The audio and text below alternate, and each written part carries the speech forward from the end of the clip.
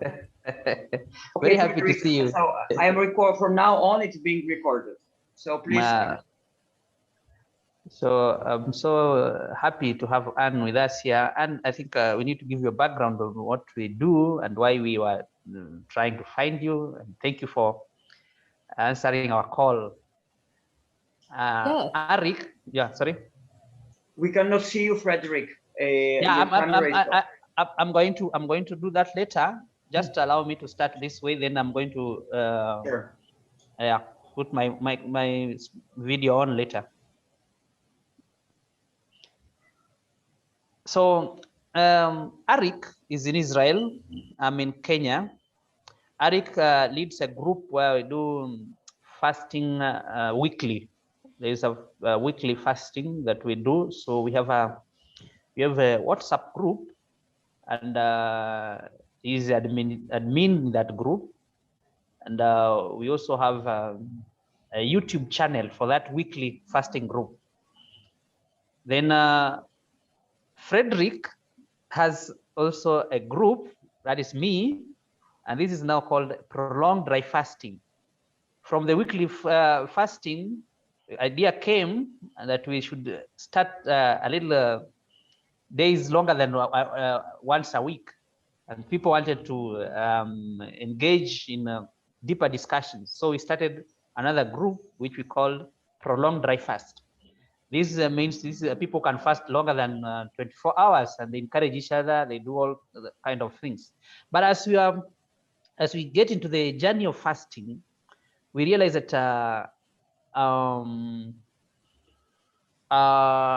fasting, especially therapeutic, the ones for medical fasts, the ones that's to do with healing, to do with helping, curing diseases and all that, also goes with diet.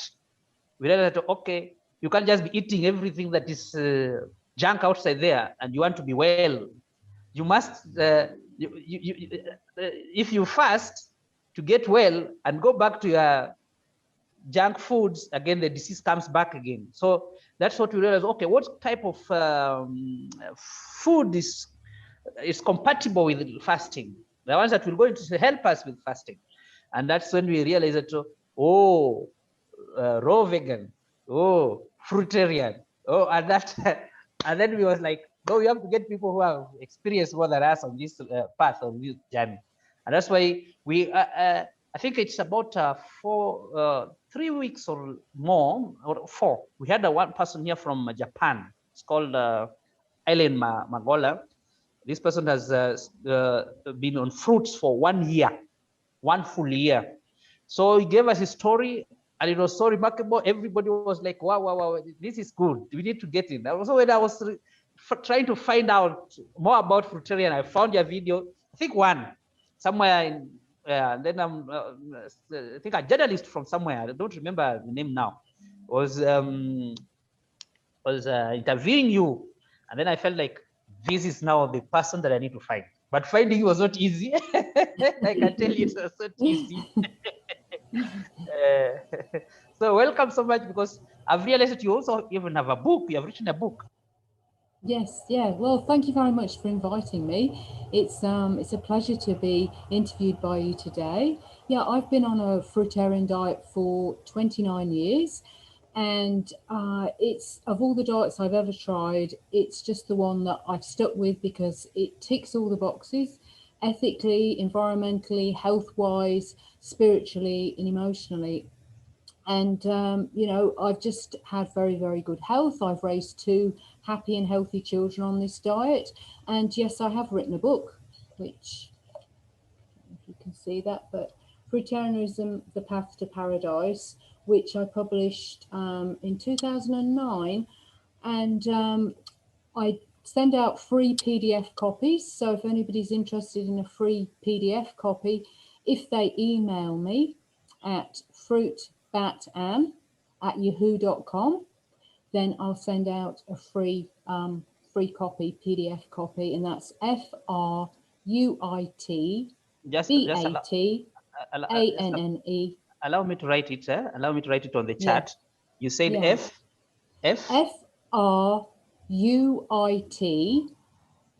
FRUITBATANNE ANNE@yahoo.com. So fruitbatann@yahoo.com. Okay. And So my contact details are also on my website, which is fruitgod.com. So you can contact me through there as well. fruit god, as in Fruit God. Fruit and then God, FRUITGOD.com. So fruitgod.com has my contact details on as well. okay. I got that one. I got that. I think that one will going to help us. Very easy to find even your email on your contacts, because I didn't get the email very well. There's no problem. We are just going to. We have a group, and I think people are going to get. Will want to get that free PDF, and others will also need to maybe promote in one way or another. Will also to buy the hard copy. So we are going to let them know in our groups, and they are going to find how to get you. Otherwise. How did you start this journey? Maybe we start from there. Yes, well, I guess the start of my journey came when I was 20 years old, so 34 years ago now, and I decided to become vegan purely for ethical reasons. I was no longer comfortable with many of the practices going on in the egg and the dairy industry. And I had no thoughts of health. I thought I was pretty healthy. I was 20 years old. I had no major health issues. And at the time, I was at university in the UK in Canterbury. And every day I had to walk up a big hill to get to the campus. My student digs were at the bottom of the hill.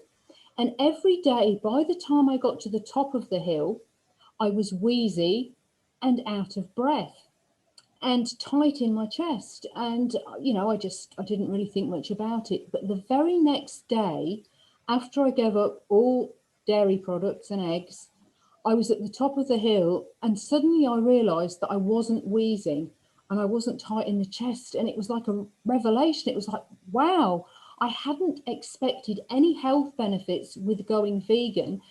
But here, the very next day afterwards, and that's what really struck me, the very next day afterwards, and I never had that wheezing ever again, never had that tightness in the chest. So from that moment on, I was very inspired and interested to make that connection between what we put in our bodies and how we feel. And I tried different types of vegan diet. I tried an Ann Wigmore, sort of a lot of sprouts and wheatgrass, and I felt pretty good on it, but it was very time consuming. And, you had to rinse the sprouts every day. And also I got a little bit fed up with the beany taste of everything. I tried a macrobiotic vegan diet and I did that for about 18 months. And again, I felt pretty good on it because I used all organic produce, but there was a lot of cooking involved, a lot of food prep, and I'd maybe spend 4 or 5 hours a day preparing the 3 cooked meals a day. I tried a whole food vegan diet, and I didn't stick with any one of these for more than a year and a half. And then in 1990, I went to a talk at our local animal rights group. And the talk was by a guy called David Shelley. And this was in Leicester in the UK, in my hometown. And David was a fruitarian and he was such a good advert for the diet. He had lots of energy, great skin, he cycled everywhere.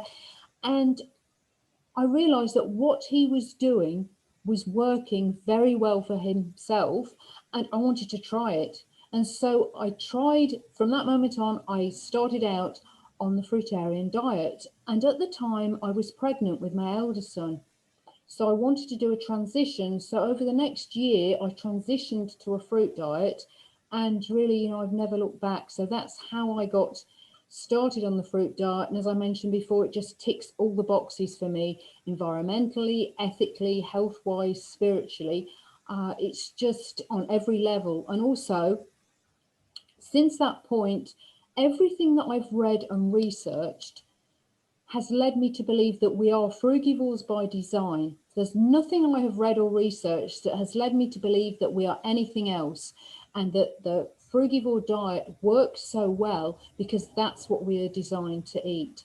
So that's really how I got started on the fruit diet. And, I've stuck with it and it's stuck with me, and it's brought me many, many benefits over the years. Yeah. Yeah. At this point, when you are just 20 years old, And I was 20 when I became vegan, and yeah. in the 4 years after that, I tried different types of vegan diet. Then when I was 24, I met a guy called David Shelley, and from that moment on, transitioned over the next year. So by the time I was 25, I was on a fruitarian diet, and I've been on the diet ever since. Yeah. Wow. What it's like a struggle in my mind. Some people respond because sometimes we give like when I got a response from the last time I had Alan Bola, the one I told you at 1 year fruitarian. Some people responded down there the video. They were like, I think I got one person, not many, one that was saying, I tried this thing and it just almost killed me. So I can't do it again. It's like others are like, no, this is not the right way. You're going to miss things like B12. I don't know, you're going to have what deficiencies. So I get that challenge, which I didn't know was existing before. I mean, I just thought it was just okay to be a fruitarian. It was just okay. I've just tried to, I've not yet fully transitioned, but I'm feeling that this is the path that all of us need to be in. So the risks involved. But then the thing that I'm thinking of, could it be that age also matters when somebody wants to start this kind of a lifestyle? I think it more depends on the lifestyle that the person's lived previously, their level of health. You can be quite an older person, but have a good level of health and vitality, and you can take to the diet very well. You can be a younger person and have many health issues. And I'd just like to mention 3 things that I think are very important for thriving on this diet. And it's not just about surviving on the diet, it's about thriving on the diet. So the 3 things, the first one is to be ready for the diet. And that's not just physically ready, it's mentally, emotionally, and spiritually ready for the diet. And people like Arnold Ehret and Essie Honorable, who were pioneers in the fruitarian movement, both recommended transitional diets or transitional periods as being very effective for most people. Some people do go straight onto a fruit diet if they've got severe health challenges and they really need to have 100% raw vegan diet. But for many people, that transitional period is very, very helpful. And during the transitional period, you can see what works for you and what doesn't. And we are all individuals with individual needs. And I think something that is very important is just because something works for one person, it doesn't necessarily mean it'll work for another person. The other person may need a longer transitional period. They may need more greens. They may need more fatty foods. So we really need to tailor this diet to our individual needs, and a transitional diet can show us what works for us. And that's not static. What works for us one year, we may need to tailor the next year. We may need more greens, or we may need more fatty foods. It just depends where we are in our journey. So a transitional diet whereby we eat more and more fruit and vegetables if we're eating vegetables and less cooked food can be useful. And certainly for me, during my transitional period, I'd go for maybe 2 or 3 months just on fruits, on simple mono meals of fruit. And then I might have a small amount of cooked food, and it wouldn't be anything complex. It might just be a baked sweet potato or a baked Irish potato in the evening. But what I found was if I had cooked food for more than 2 days in a row, my body odor would change. I wouldn't feel as good in the morning. When I got up in the morning, the taste in my mouth would change. And so I knew for me that 100% raw fruit diet was the most optimal diet. And that transitional period helped me to realize that, because when I went back to having some cooked food, I didn't feel as good. But other people have 80% raw, 20% cooked, and they find that works very well for them. So it's finding what works for you. So the first point, be ready for the diet. Be ready physically, mentally, emotionally, spiritually. The second way that I think is really important to thrive on the diet is to be able to access really good quality fruits. And this is so important, nowadays more than ever, because our soils, especially in Australia, in Europe, are getting degraded. And I went to a talk in 2011, so 10 years ago, by an Australian guy who was very much into permaculture. Costa Georgiadis is his name. And he said we may need to eat 4 times the amount of produce as we did in the 1970s to get the same amount of nutrients. And when he's talking about nutrients, it's not so much macronutrients, which are proteins, carbohydrates, and fats, because as long as we're eating enough for our needs, it's pretty easy to get our macronutrient levels met. But it's the micronutrients where we may have issues. And micronutrients are vitamins, minerals, and antioxidants. So with the degradation of the soil, we are not getting those minerals in the soil that we need. And it's very, very important to have a good natural soil with lots of microorganisms in it, such as fungi and bacteria. And without those microorganisms, we don't get the minerals in our food. And the reason for that is there is a symbiotic relationship between fungi in the soil and fruit plants. And what happens is fruit plants cannot absorb inorganic minerals in many cases. So something like calcium phosphate, the fruit tree or the fruit plant cannot get that calcium from the calcium phosphate unless the bond is broken down, the chemical bond, which then releases the calcium. So the fungi in the soil, which live near the tree roots, what they do is they can break down that bond. So they break down the bond. And when they break down the bond, the calcium is then able to be assimilated by the fruit plant. And in return, because it's a symbiotic relationship, which means that both parties benefit, the plant, the fruit plant, can photosynthesize. So that can produce carbohydrate. And so it shares some of its carbohydrate with the fungi because the fungi doesn't have leaves and it can't photosynthesize, it can't produce carbohydrates. So when we have non-organic foods, when we put chemicals in the soil, one of the things those chemicals do is to kill the microorganisms. So in order to get the micronutrients in our food, we need microorganisms in the soil. And when we put pesticides, herbicides, fungicides into that soil, it kills the microorganisms. And that's one very important reason why, if at all possible, we eat wild, foraged, but be careful when you're foraging, make sure that you know what you're eating, you don't eat anything poisonous.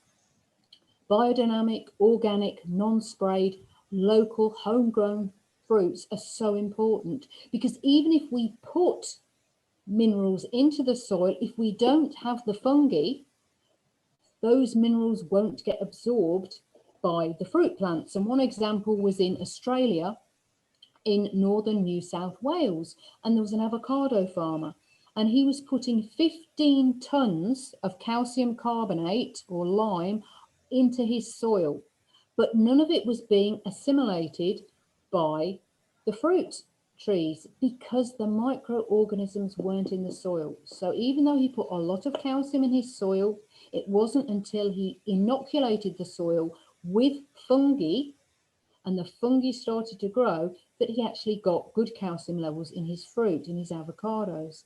So that's the second thing, is that we really need good quality fruit to thrive on this diet, not just to survive. And that's one thing that I think is very, very important. And I would encourage anybody to get the best possible quality produce that you can. It's so very, very important, and especially fruit that is grown without chemicals, because when the microorganisms are destroyed in the soil, we don't get the micronutrients, the vital vitamins, minerals, and antioxidants that we need. We don't get them in the fruit. And the third point that I would say is very, very important is to have faith in this diet. And by faith, I don't mean blind faith. I don't mean me saying, right, I'm going to be a fruitarian now, and I'm going to be on the fruitarian diet for the next 30 years, and everything's going to be fine. I mean a faith that has its foundation in knowledge, research, networking, sharing with other people. And ever since I started out on this path, I have researched about this diet. I have read many, many books, many scientific papers, because it needs the science to back it up. And I have found that the science does back it up. So studying physiology, anatomy, chemistry, biology, dietetics, and all these studies that I have read back up the fact that we have the anatomy of a frugivore in our teeth, in our digestive system, in our color stereoscopic vision. In many, many ways, we have the anatomy of a frugivore. And we are also able to digest and assimilate fruit very well, and also get what we need from fruit. So having faith in the diet is really, really important. And I also think that this is mirrored back to us. So for example, if we're not feeling sure about the diet, if we're thinking, I can't get this, it can't be healthy, it's not the diet for me, it's not the diet for my children, I'm unsure, that tells me that we need to do more research. We need to look into the diet further. And if we're feeling that, people will pick up on that. You know, they will question us. But I've had very little opposition socially, from friends, from family, because not only have they seen how healthy my children are on this diet, but also I have a faith in it, but not a blind faith. So I think that's very, very important. So those 3 points: to be ready for the diet emotionally, physically, mentally, to access really good quality fruit that's grown with love and care in good soil and is properly ripe, and to have faith in the diet. And you also mentioned B12. And it's interesting with B12 because some people I know have been on a fruit diet for over 20 years. They have never supplemented and they've never had any symptoms of B12 deficiency. I've known other people that have done the diet for 18 months and have become severely B12 deficient. So what I would suggest is to get your levels checked.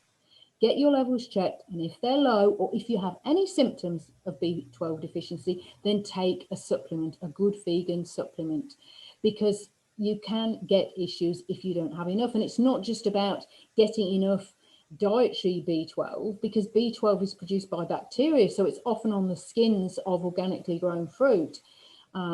When we eat a lot of supermarket fruit, when we have overly sterilized lives, when we use antibacterial mouthwash or antibacterial this and that in our environment, it kills the good bacteria as well as the bad bacteria. So it kills the bacteria that produce B12.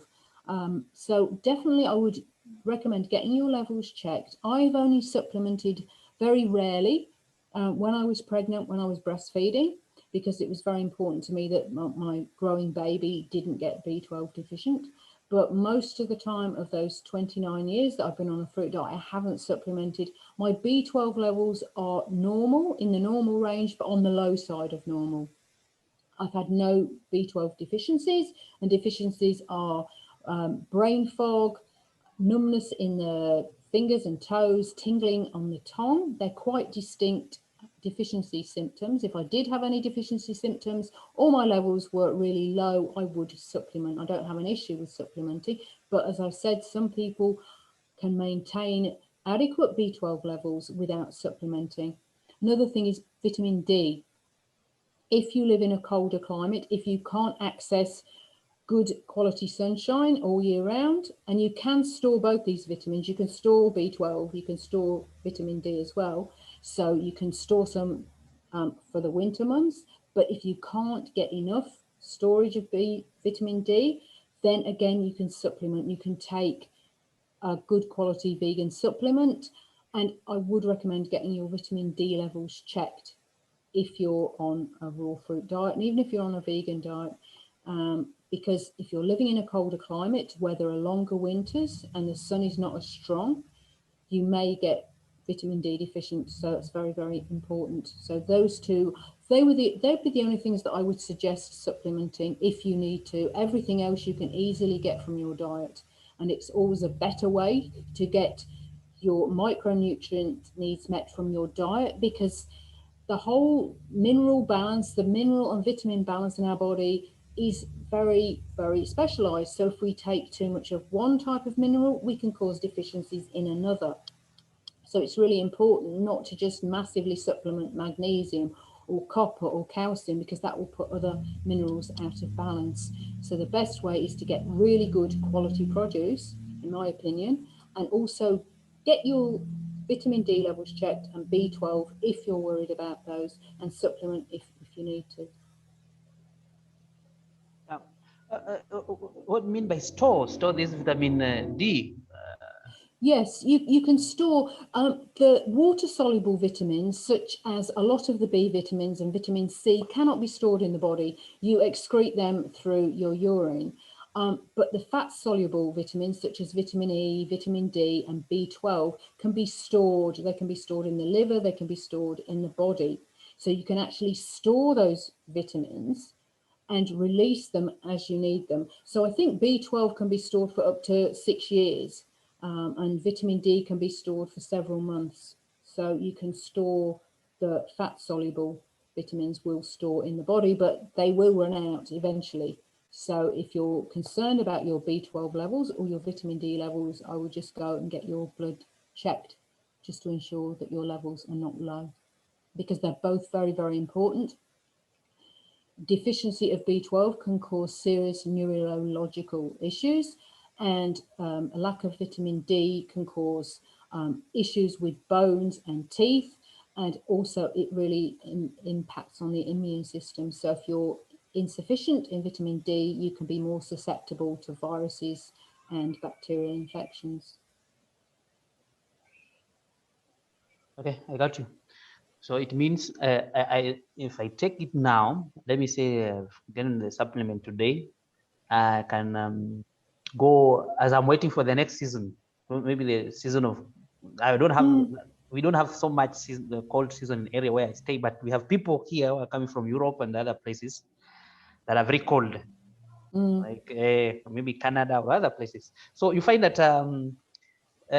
after maybe I take it now and the season in between now and the cold season is maybe 3 months to come, I'm still okay, I'm safe, it's still going to be in my body. That's what you mean, I think. Well, it depends how much you absorb. It depends how much vitamin D you absorb, how much vitamin B12 you've got in your stores, and that will vary from person to person, how much sun you've been exposed to. So it's a good idea just to get your levels checked. If you've got very high levels, and get them checked in the winter. If they're dropping rapidly, you might want to consider supplementing. If your vitamin D levels are high, I live in Australia, so I don't have an issue with getting enough vitamin D all year round. But if I was living in a colder place, if I was back living in the UK and I wasn't going away, when I did live in the UK, I would go away for 2 months a year in the colder season to somewhere sunny to, and that would really help with vitamin D levels. But if I was living in the UK or Canada, and I wasn't going away for a period of time during the colder months, yes, I would supplement, or I would get a sun lamp. You can get lamps which produce vitamin D. So you can, you can sit in front of them for an hour a day or half an hour a day, and then you can produce vitamin D that way if you prefer not to supplement. So that, it's either supplements or you can get a vitamin D producing lamp to create vitamin D in your body. Oh, thank you. That's now very, very clear. There is something that is pressing me. Maybe we just change to this other side of sickness and the fruitarian diet, or fruitivore. I don't know, I don't know how to call her name. So how do you have experiences with some maybe specific conditions that maybe within this 29 years you have had maybe some kind of illness or chronic diseases or just some little kind of health issues or challenges there? I've actually been pretty healthy during the 29 years on the fruit diet. I haven't really got terribly sick. I did get tropical ulcers once, but they cleared up pretty quickly. But what I think is that it's not the food that heals you, really. It's your body. It's your body that heals. If you look at the natural hygiene philosophy, it's the body that heals itself if the conditions are right. So diet is one part of that, and a very, very important part. And when natural hygiene was starting, which was like about 150 years ago, they were looking at these conditions for healing of the body. Because even if you live a very unhealthy life, even if you eat junk food and you smoke and you drink, if you get sick, your body will still try and heal, but it will just be thwarted. Like some people that have ulcers, and the ulcers last for years and years because the body's trying to heal, but what the person is doing is working against the body. So the natural hygienists were looking at what conditions the body needed to be able to heal effectively. And they looked at, we need fresh air, we need a good water supply, we need appropriate level of exercise, we need adequate sleep, and we need a natural diet. Which brings up this whole question of, well, what is a natural diet? And a natural diet has got to be a diet that we find appealing in its raw mono state. And what food do we find appealing without being cut up, without being cooked, without being frozen, without being mixed? You think of a ripe mango hanging on a tree, or a ripe peach. You need to do nothing to that. You just have to pick it and eat it. So it fits that criterion. Another criterion is that it's got to be a food that we can digest well, that our bodies will work with. And as I was saying before, the whole anatomy of our bodies is that of a frugivore. Our dental formula, our colour stereoscopic vision, the way our hands work, the length of our digestive tract. So yes, not only do we find the food appealing, we can digest it and assimilate it well. And the third thing is that it needs to be able to supply our body with the nutrients it needs. And many researchers 150, 100 years ago were looking very specifically at diets and anatomy and came to the conclusion that yes, we are designed to eat a fruit diet. So I think when we are on our natural path, and you've mentioned fasting, and fasting can be a really good way to fast track us, to help clear our system, to reset our gut bacteria, so that when we've done our fasting, when we've cleaned out, then we will heal from whatever illnesses we get. And when we support that with an appropriate diet, then we're less likely to get ill and sick. And my immune system has been pretty good.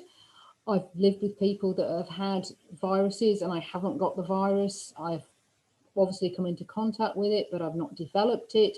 And I truly believe, especially when I'm on an extended mono diet, and I recently did a 40-day orange juice mono diet for Lent, which finished on Palm Sunday and started on the 17th of February, that I can come into contact with people that are sick, but I won't get that. So we build a good immune system for ourselves when we fast, when we look after our body, when we have a positive attitude, when we have adequate rest, appropriate level of exercise, and a good diet, all those things combined.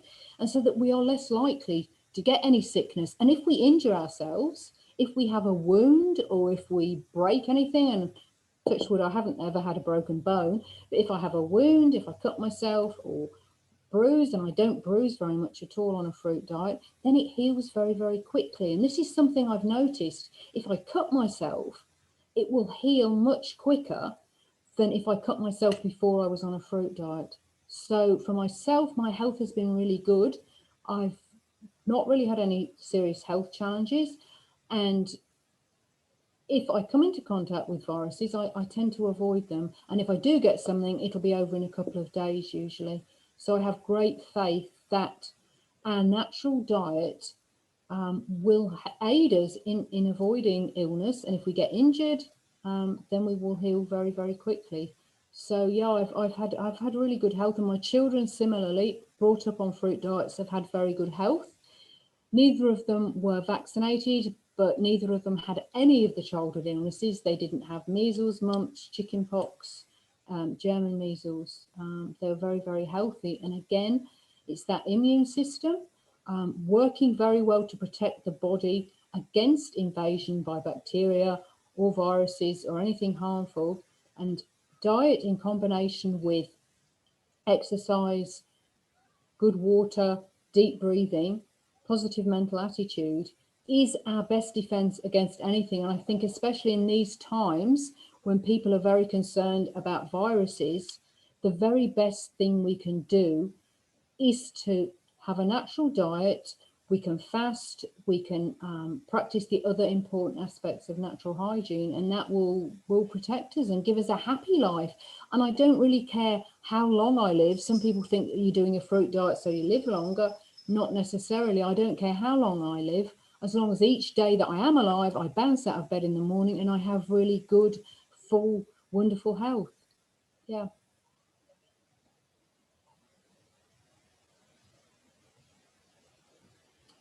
So does that answer your question? That's right, right. You answered my question very quickly. And um, the other thing, maybe you can give us some. We have talked about the juice fast. Was it on orange? You said orange or Orange for 40 juice, days? yeah, Okay, okay, for okay. 40 I get you. days for Lent, yes, Okay, which I I get you. started on the 17th of February and finished on Palm Sunday, because the traditional period of Lent finishes on Easter Sunday, but they take Sundays off. And I didn't take Sundays off. I fasted every day. So the 40-day period finishes on Palm Sunday, which is the Sunday just before Easter. Okay.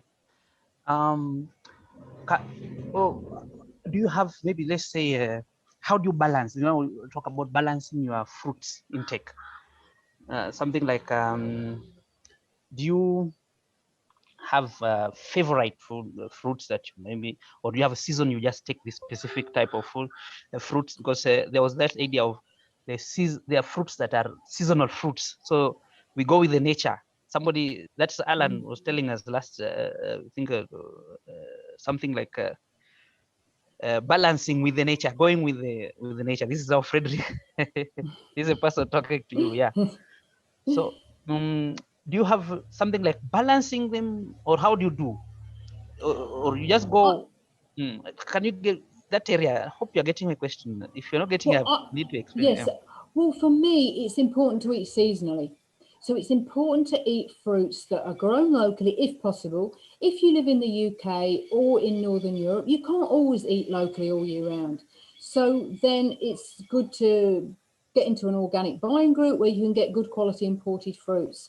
Fortunately, Australia has an amazing climate. It has a good range of climates, from Mediterranean to subtropical to true tropical. So you can get really good fruit all year round. And where I am in the subtropics, I can get good fruit all year round. So I do eat locally, but a staple for me is oranges, which I juice with a hand juicer. So I leave most of the fibre in the orange juice. So I would say that I have orange juice most days, and that's a kind of staple for me. I think orange juice, I only really use organic oranges or biodynamic or non-sprayed. Good quality oranges that are picked ripe, so they're not too acidic. So they've got a better pH. If you get unripe oranges, they will tend to be more acidic and can be damaging to the teeth and are harder to digest. And then I will eat seasonal fruit. So what is local? What is good quality? I think variety of fruit over the course of a year is important. To me, I like to do 1 or 2 mono diets, extended mono diets a year. And I think for me, that is like a car going to the garage for a service. It just tunes me up. People say, well, why do you still do mono diets when you've been on a fruit diet for 29 years? But I live in a country area that are chemical sprays in the area I live. There's environmental pollution, there's vehicle pollution, there's stress, there's electromagnetic pollution, dirty electricity, all those things that I have not really much control over. So I think for me, doing a couple of mono diets a year really tunes it up and really has been important for me in thriving on this diet. But over the course of a year, variety is important. It's also important, I believe, to eat food grown in different locations. If you eat all your fruit from one area, that soil may be deficient in copper. It may be deficient in selenium. It may be deficient in copper, magnesium. But if we eat from different areas, we're more likely to get a wider balance of nutrients, because it's the micronutrients. When we talk about what we need in our diet, I really think that if you're eating a big enough quantity of fruit, then you will get your macro needs met. You will get enough carbs, you'll get enough fats, you'll get enough protein if you're eating enough in terms of calories. But where we are challenged, it's the micronutrients. So really going for good quality fruits and a variety of fruits grown in different areas, and eating with the seasons if possible. And even in Europe, Northern Europe, where you don't get so much local fruit, you can get the Southern European fruits for a good portion of the year. They might come in round about now, the cherries might start, and go right down to October or November with the melons and the grapes. And you can also store apples and pears for many months if you're living in a colder climate. So if this diet is important enough to you, if you really want to make it work, you will. And the bottom line for me to ensure that you get a balanced diet is the quality of the fruit. It's better getting a smaller range of really good quality fruits than eating a lot of fruit, different varieties, if the quality is not so good. And the quality comes down to soil and it comes down to ripeness. So I think long term, obviously, we do need to have a balanced diet, because if we're not getting our micronutrient needs met, which is vitamins, minerals, antioxidants, we'll get sick and we won't thrive on the diet, and our immune system won't be good. And things that you can look at to see if the diet is working for you is your skin, your teeth, your hair, how quick you heal after you've injured yourself. Do you bruise easily? I used to bruise so easily when I was a child. I always had bruises right up and down my legs. And even before I went on a raw diet, I would bruise very, very easily. But now, especially when I include a good amount of citrus fruits, it's very, very rare that I bruise. And that's another indication that I've got, my circulatory system is working well, and that, I'm not, my capillaries aren't easily damaged as they used to be.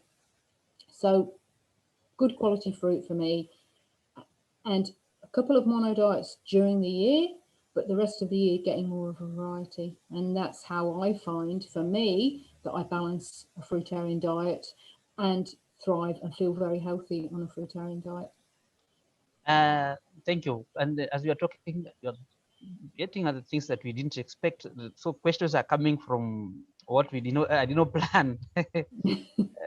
Like now you have said about your children not getting vaccinations. They were Mm, not vaccinated at all, and no. they didn't get those diseases even later. Mm, And then it comes to my mind, it's like, okay, so maybe that is the right track, the right thing that we should be doing. But we are not, we are not saying Anne's journey or your journey is everybody else's journey, because you have given us a mm, very clear, very universal way where somebody has to adapt and has to go. The transition has to be a little a process. It's not just something that is mm, drastic or that. But then I want mm, us to focus on a little something about mental clarity, about your maybe you can test this one with the performance of your children when they were in school. Did it affect them or it was to their advantage in that learning environment? They have good memory. Are they very creative? Are they on the sports side? Or are they very active? Something like that. I think the children part will be much better. Will be easier to get that if you're. Yes, I mean, my children were very healthy and happy, very active, but not hyperactive. They weren't sick. They didn't get any of these illnesses. And it was a joy. It was a joy bringing them up, because they weren't hyperactive. They were very, very well behaved children. And it's not just the diet. I think something that's very, very important with bringing children up is something known as attachment parenting, or the continuum concept, where that you are always there for your children when they're very, very small. You don't leave your babies to cry. You attend to their needs so they grow up with this inner security, feeling very happy and loved. And then when they get a little bit older, they become very independent. And both my children who had this attachment parenting, when they were 4 or 5, they became very, very independent. Another thing that's very important, I think, with children is long-term breastfeeding. And that's something that needs to be taken into consideration if you want to bring up your children on like a fruit diet, because when children are born, they're not fruitarians, they're milkarians, and they need milk. I believe that children need milk for about 3.5 to 4 years. So are you prepared to breastfeed that long? And it's not something that's very common in our society, because most people feed their children cow's milk, or if they're vegan, they might feed them almond milk or soya milk. But if you're on a raw vegan diet, your child still needs milk. And I think for children to thrive, they need to be long-term breastfed, and then when they're weaned, to have really good quality fruits. And my children were very alert, creative, active. I could take them anywhere. Often when you have a toddler and you go into a shop, you see the shop assistants looking at you like, oh no, there's a toddler, there's a little child, it's going to run amok in this shop. But my children would just sit there. And I remember once I was looking at scarves. I was dressing up and I needed a costume and I needed a scarf. And I was in this shop and I saw the woman look at me when I came in, because my younger son was about 2.5, 3 years old. I saw that look, oh no, it's a young child in the shop, there's going to be mayhem. And I was ages choosing this scarf. And my son just sat there and the woman was looking at him. And as I left the shop, she said, your son is so well behaved. He's one of the best behaved children I've ever seen. And it wasn't that he didn't have energy. When he was at home, he was always active in the garden, bouncing around, jumping on the trampoline, running up and down. But I knew that if I took my children anywhere, they wouldn't have a frantic kind of hyperactivity and they would be very well behaved. And another time I went to do a talk on fruitarianism, and it was at a meeting that went on for about 4 hours. And at the end of the meeting, a man came over to me and he said, I'm impressed by the fruitarian diet. I did like your talk, but what impressed me more was the behaviour of your son. And at that point, he was about 4 or 5, and he sat on a chair for 4 hours, which most children of 4 or 5 wouldn't sit on a chair listening to adults talk for 4 or 5 hours. So for me, it's been a beautiful experience bringing up children on this diet, because they're well behaved, they're happy, they're healthy, they're not sick. And it is full on. Looking after children is a full on job, no doubt about that, but it was a very beautiful job. And one of the best things about the fruit diet for me is the beautiful times that I've had with my children. It's been lovely. Yeah. I just have so many questions. They are coming. As you talk, they are coming. Now, I don't know how I'm going to frame this, but I've gotten your point. It's clear that the behavior and behavior of the children, they become a little calm and very, how do you call this? They're not very aggressive. They're very obedient. They are, and humble. They're very, I get that. Yeah. But how did you transition them from milk to the fruits?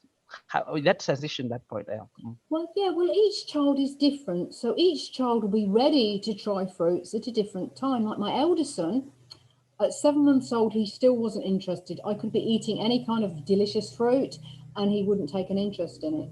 My younger son, 3 months old, he was trying to reach out and grab the fruit that I was eating, but I thought he was a little young. So around about 6, 7 months, I started to introduce food to my children, and it would be a small amount. They would still get the majority of their calories from milk, but it would be fruits like custard apple, mashed, make sure there's no skin or seeds on it. Avocado, really good food for babies, bananas, and of course all organic foods. I didn't want to introduce any chemicals into my children's bodies. So organic seasonal fruits that were soft, easy to digest, mangoes, persimmon, what was seasonal, black sapote. The sapotes are a very good food for children. And something else that I've noticed that most children love is the durian fruit, which is that spiky, strong smelling Southeast Asian fruit. Both my children went crazy for durian. They love durian, and it's a very nutritious fruit because it's got a good amount of fat in it. It's got a lot of micronutrients in it, and it's really delicious. Jackfruit's another good food for children, because I think children are growing, so they have different nutritional needs to adults.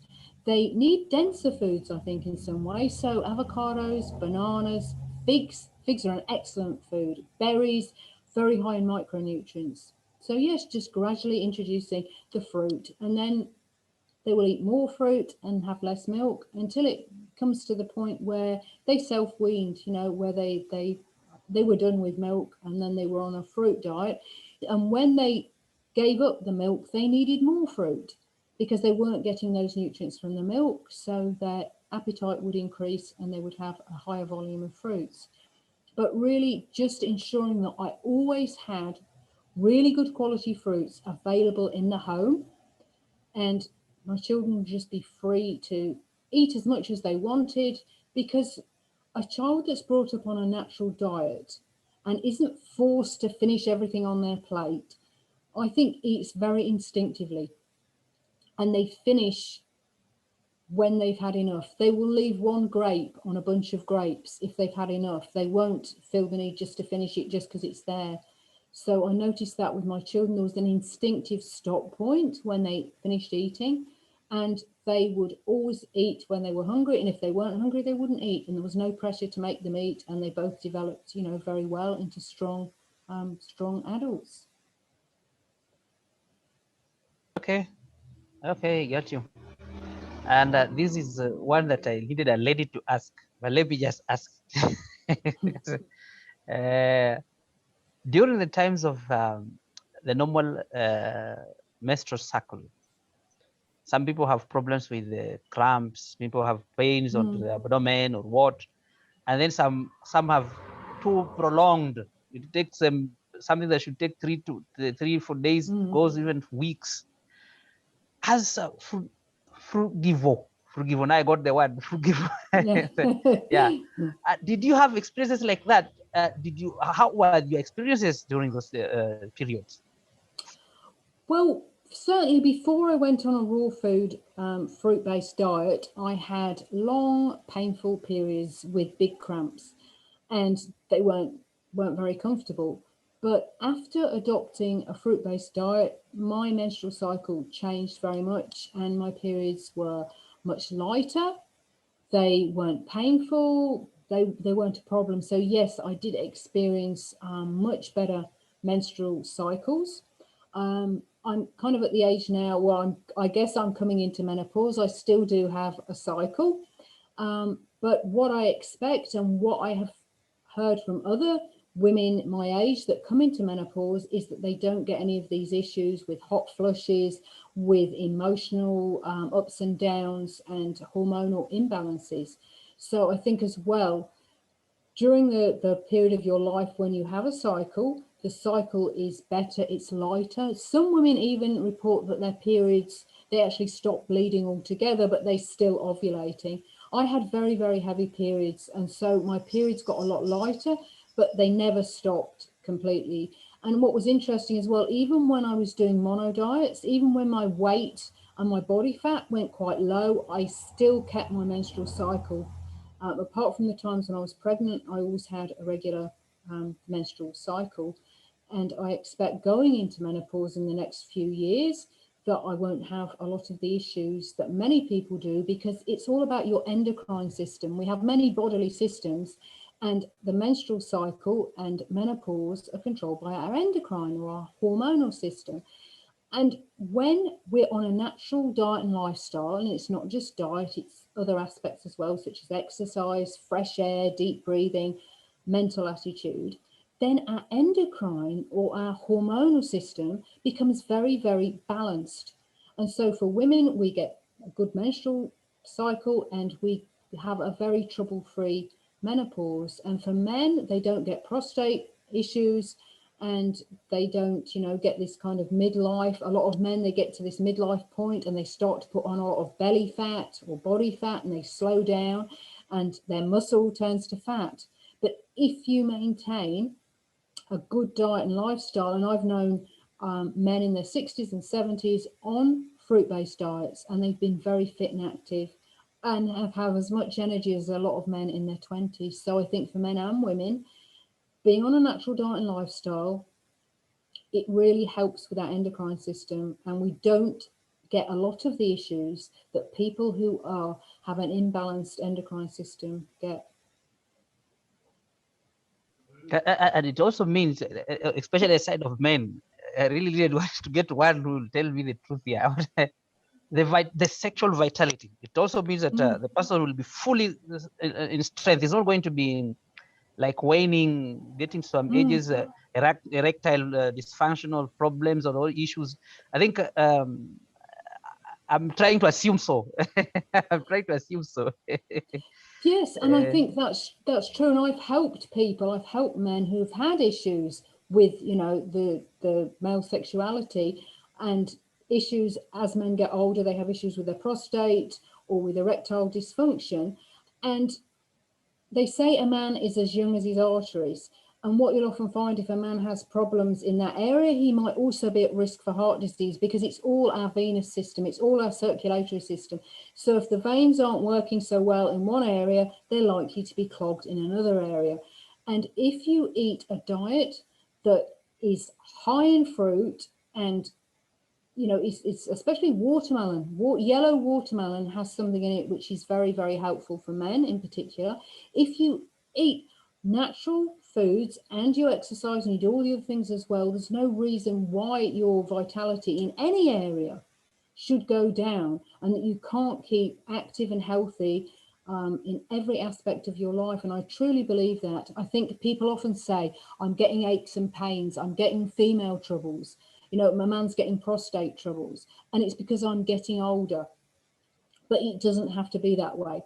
One good indicator is, how do you feel the very first thing in the morning?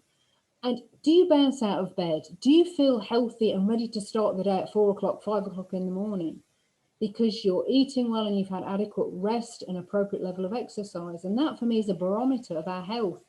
I mean, there might be the odd day where you've had a late night, or you've had some issues going on, but in general, how do you feel the very first thing in the morning? Do you need a cold shower to get you going? Do you need a cup of coffee? Or can you just get out of bed and feel free and all the energy's flowing? And for me, the fruit diet gives me that. And that's what I love about it. I am getting old. Of course, we all get old. We all age. But to age and to have energy and vitality and not have any aches and pains, to be totally free of aches and pains. And sometimes when I'm running, and I run about 5 miles every other day, when I'm running, my body's in flow, and I think I haven't got any aches, I haven't got any pains, there's nothing that I can complain about. That for me is an indication that what I'm doing is working well for me. And it might not be the way for everybody. Everybody has to find what works well for them, try things, and find what works for them and their individual needs. And I would never say everybody has to do that, but find what works for you. Find what works for you, so as you get older, you can still be as healthy and happy as you were, you know, when you're in your 20s or 30s. And there's no reason why we can't be.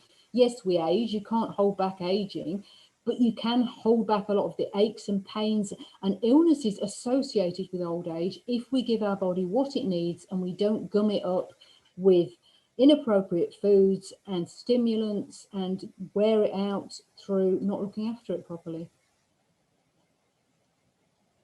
Thank you.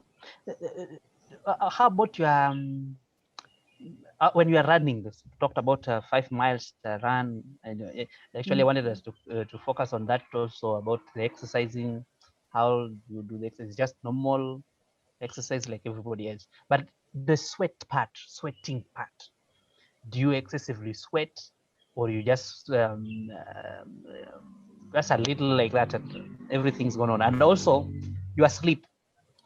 Uh, how long do you sleep? You feel like do you sleep just like normal people? They want to talk about 8 hours sleep, or that area also. Maybe you can get the two of them. Yeah, well, I don't sweat excessively. And often as well, when you don't eat added sodium chloride in your diet, your sweat is not very, very salty, because we get rid of excess sodium chloride or salt through sweating. So you probably find that I don't sweat very much. I will sweat. I live in the subtropics, so sometimes I'll sweat, but not excessively. And I remember at one point I was in a sauna when I was on an orange juice mono diet, and I realized that I wasn't sweating. I was sitting in a sauna looking at the other people. So I think sometimes when my body fat goes a bit lower, and when I'm on a mono orange juice diet, I sweat even less, very, very little, even in a hot environment. So I think sweating is often it's a way that the body gets rid of certain toxins through the sweat. If you eat a lot of added sodium, which I wouldn't recommend, you might find that you have more sweat, and your sweat is very, very salty, or it smells. That's another thing, that your sweat doesn't have an offensive odor that I've noticed. It's very different. Your body odor is different on a fruit-based diet to me. And in terms of sleeping, I would probably get 6 hours in the summer, and I need more in the winter, 7 hours in the winter, and that's plenty for me. If I sleep longer than that, I don't feel as good. And I think so much energy is used in digestion. So the biggest use of energy in the body is digestion for a lot of people. So if we eat heavy, complex, mixed foods, we will probably need to sleep more. I also generally do intermittent fasting, where I only eat between 8 a.m. in the morning and 2 p.m. at night. And that also means that when you go to bed, you haven't got anything hardly in your digestive system. And so you are sleeping less because you're not needing this energy to work on digestion while you sleep. And also it gives very good quality sleep. So I really, for me, not for everybody, I know it doesn't work for everyone, but for me, intermittent fasting adds another level to being on a fruit diet. But yeah, I find that 6 hours in the summer, 7 in the winter is perfectly adequate for me. And I have a busy day. I'll go to bed early. Maybe I'll go to bed, by 9 o'clock, be up about 4 o'clock, sometimes even earlier, and be ready to go do some work, then go for a run, come back, do some more work. And I've always got plenty of energy. So, I'm up at 4 usually, in bed by 9ish, sometimes 10, depending. And yeah, have plenty of energy, good quality sleep, nice dreams, and just when I wake up, I'm ready to go. I don't need anything. I can wake up at 4 and I'm out of bed, which I like. And that's one of the things that I appreciate about this diet. With all the other things, it's not just diet. You've got to get all the bits. It's like a big jigsaw puzzle, and diet is a big piece of the jigsaw puzzle, but there's other pieces as well. And if you haven't got all the bits, it's not going to hold together so well. So, yeah. Wow. I'm just enjoying everything. Wow, wow, wow, wow. So you have even handled another thing altogether, the issues of um, let's say insomnia and maybe because some people have big problem with breathing. You may think there's something vibrating in the room because of Mm. those cloggings of the yeah. So I think you have answered me. You have answered me, and I'm really happy. Though I'm really impressed with what the information you are voluntarily giving us. But then there was this point of where uh, you your fasting lifestyle, huh? Because now we have brought two already.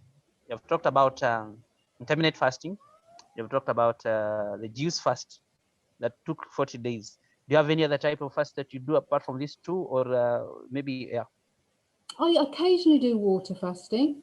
The longest I've done is 2 weeks, and mainly because I've always had children to look after since I kind of started this diet. And so I always thought long extended water fasts wouldn't be appropriate for me because I wouldn't be able to just lie down all day. I'd have to work and also look after kids. And this is where I think juice fasting can be very useful, or a mono diet of fruit, because you can get good results. You're cleansing, you're healing your body, but you also have lots of energy. So when I did my 40-day orange juice diet, for example, I still ran every other day. I still worked full time. I still looked after my household. I still did gardening. Wasn't lying down. Whereas if I'd done a 40-day water fast, I'd probably have to lie down and do a lot of resting. So I do water fast, but maybe only 3 or 4 days occasionally, because normally I'm quite busy. And so for me, doing a juice fast, doing an orange juice fast, or another type of mono diet, maybe an apple mono diet, or a papaya, or a melon mono diet as well. That can give me some cleansing, but also it maintains my energy. But I do think water fasting is very valuable for many people. But for me, I don't do it so often. The longest I've done is 14 days, but I was active during those 14 days. I didn't lie down. I was still doing some work and looking after my son. But yeah, maybe in the future when I have less responsibilities, I would consider doing a longer water fast. But for me, the mono diets have been a really excellent way of healing and rebalancing while still maintaining my energy. And another thing about going on a mono diet as opposed to a water fast is that Arnold Ehret said, when we fast, we are on God's operating table, which is very true, because we don't really know how much physical detox we're going to do and how much emotional detox. And we can't really control that when we water fast. And that's why it's often good to do supervised long-term water fasting, because we don't really know what we're going to go through in terms of elimination. But when we do a mono diet, we are more in control, because if we want to speed up the elimination, if we've got an acute health issue that we want to deal with, and we have very small amounts of fruit, so say between 1 and 4 pounds of grapes a day, or 2 or 3 glasses of orange juice, that's almost a camouflaged fast, and we will eliminate quite a bit, but we will still be having fruits that give us energy. So we'll still be building up at the same time as we're eliminating. So it's kind of two things going on at once. And we can control the elimination. So if we think, oh, I'm eliminating too much on this mono diet and I've got children to care for, or I've got to work, or I want to exercise, we can increase the amount of fruit we're eating. So we can eat more, and eating more will slow the elimination. So a mono diet, we're more in control of elimination, whereas in a water fast, we are really on God's operating table. And water fasting, I think, is really good, really helpful for many people, but some people who have responsibilities or can't afford to do a long supervised water fast have an opportunity to do mono diets, which will cleanse in a similar way, and maybe not as aggressively, maybe not as fast, but you will be able to, in many cases, continue your regular life, continue with your regular responsibilities while still cleansing. Oh, thank you. And I have so many questions, but I'm seeing that we are about 15 participants. So I'm going to let people ask questions so that it should not be just a dialogue. It should be more of a group where people may have some things that they need to ask. So it's really open. I need people to talk now. Revital Abramis, welcome. I mute myself. Nice to be back. Can I ask something? Hello. Hi, yeah, please do. Yeah, ask please. Osteoporosis, in this case, is that a problem to be just in fruit? And by the way, another question, when you're saying you're fruitarian, are you also on vegetables, or it's just fruits? And where does the line go? And in terms of osteoporosis, is that a problem if you need your calcium and you need your, I don't know, to build the bone, the proteins, whatever? So well, for me, yeah, I'm on mostly a fruit diet, so I occasionally eat greens, occasionally eat nuts, but mostly it's fruit. And it varies. Some people are on a fruitarian diet, they will eat more greens, or they will eat more nuts or seeds, and really it depends on the individual and their needs, and also really on the quality of the fruit. Because what I was talking about earlier was that calcium in plants depends on microorganisms in the soil. So the healthier the soil, the more alive the soil, the more calcium will be in those foods. So for instance, you could have some greens grown hydroponically, been in cold storage in the fridge for a few days, chemicals in them, and they will have less calcium in them than, say, a mamey sapote that's been grown in good soil with love, been picked perfectly ripe. So in general, greens may have higher calcium levels than fruit, but so much depends on the individual quality of that piece of fruit or piece of veg that you've got in your hand. So for me, the bottom line to ensure that calcium levels are met is to get the best quality produce, organic, biodynamic, local, people that build their soils up. You know, I'll go to local farmers, local growers that grow naturally and that put all the important micronutrients into their soils, and also that have a good microbe content in their soils. And vitamin D as well is very, very important. Phosphorus, magnesium are important minerals as well as calcium for building bones, but vitamin D. So I live somewhere where I get sun. Every day I will get in the sun for vitamin D production. If I lived somewhere that wasn't as warm, if my vitamin D levels were not high, I would supplement or get a vitamin D lamp, because vitamin D is also important for healthy bones. Now, I'm 54 and I've never broken a bone.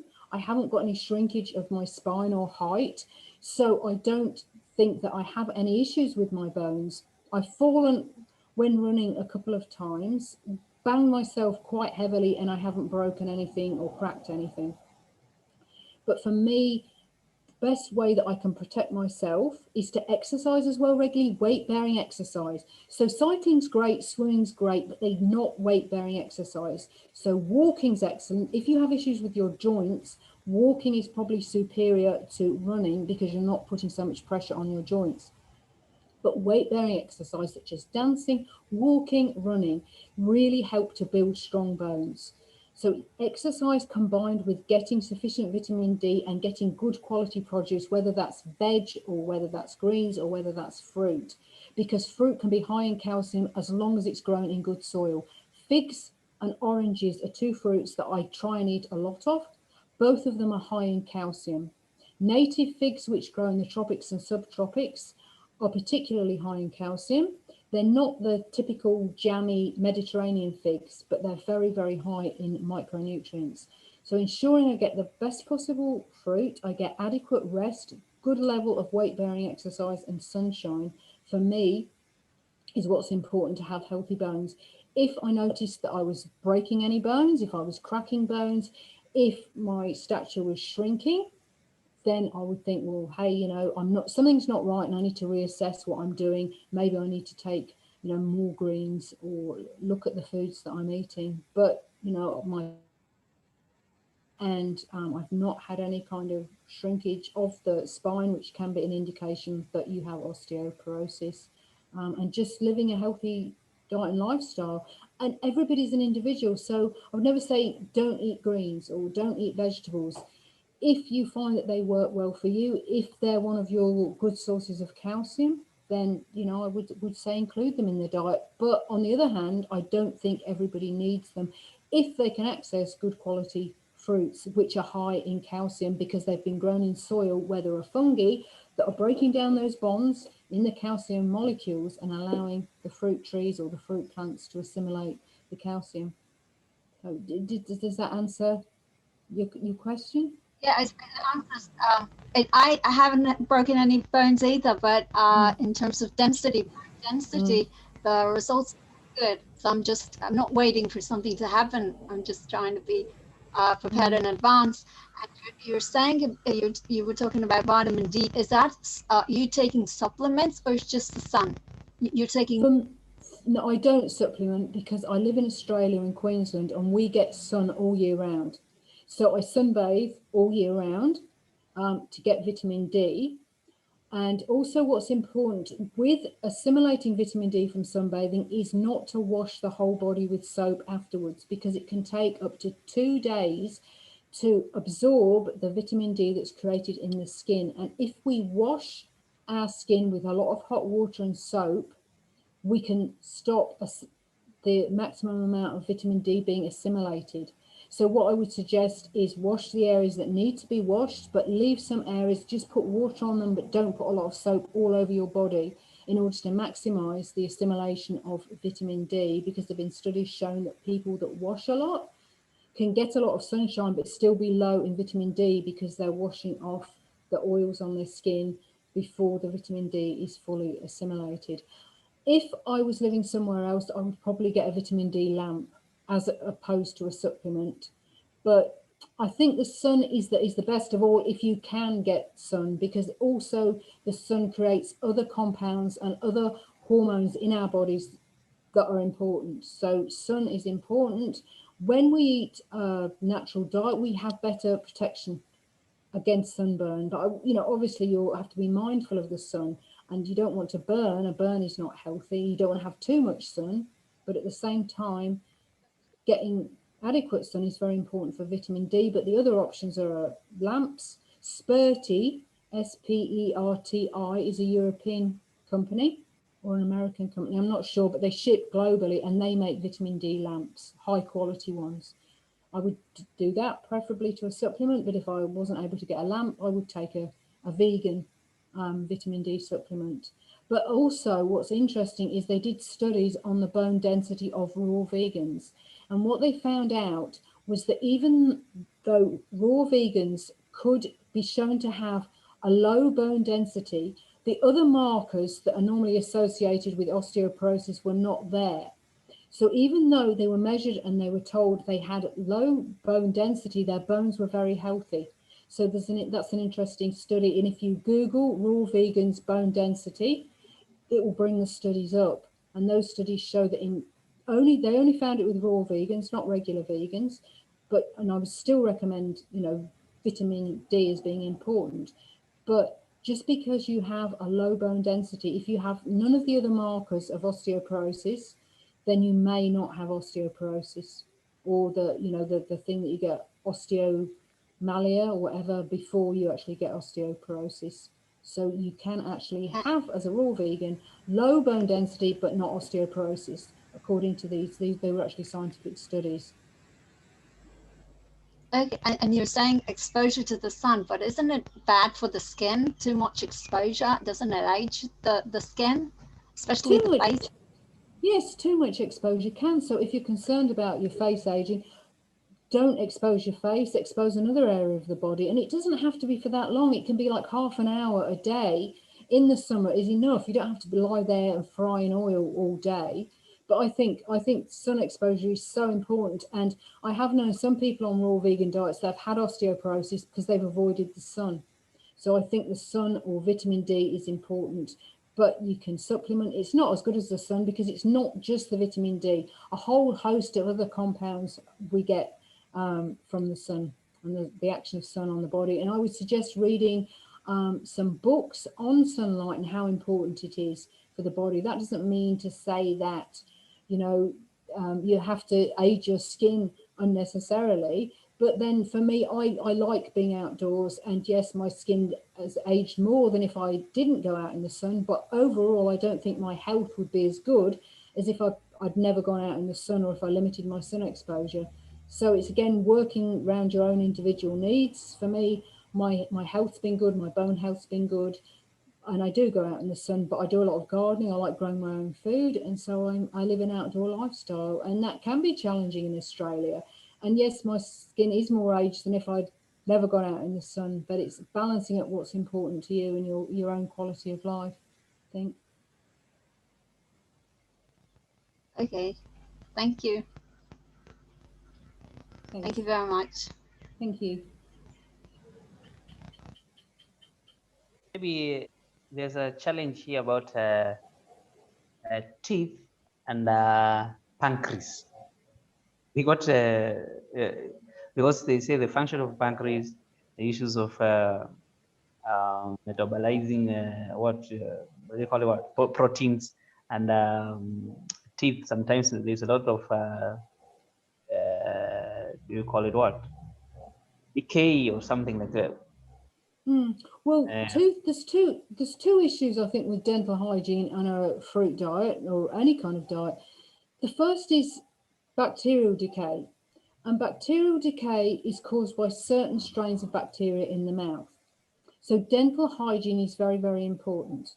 Now, if you brush your teeth adequately, if you remove the plaque and the bacteria, you will not get cavities, whatever your diet is. But most people don't brush enough. And I don't know if you, at school, when we were at school, they would get you to brush your teeth, and then they would give you one of those tablets, and you rinsed your mouth and it showed just how much plaque was left after we thought we brushed our teeth well. Brushing teeth also, if you're eating fruit, don't brush immediately after you've eaten fruit unless it's dried fruit, which is sticky and gets around the teeth, because you will brush the acidity from the fruit into your tooth enamel. So with the first issue, which is dental decay, that is down purely to bacteria in the mouth. If you practice really good dental hygiene, you won't get tooth decay, but most of us don't. And when I started out on the fruit diet, I didn't realize that. I thought, I'm eating fruit, I'm not eating sugar, like refined sugar, I don't need to brush my teeth as much. But you do, you really need to brush your teeth. Another factor is genetics. Some people have very strong teeth genetically from their diets of their parents. They had a good diet, and from when they were children, they brushed their teeth well and they ate good quality fruits and vegetables.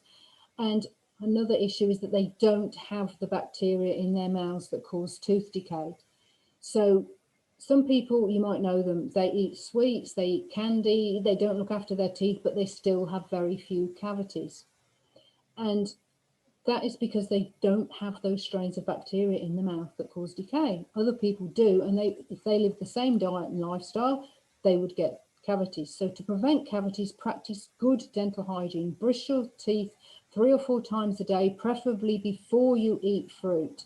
After you've eaten fruit, you can rinse your mouth with water, wait half an hour, and then brush your teeth, so you're not brushing the fruit acids into the teeth.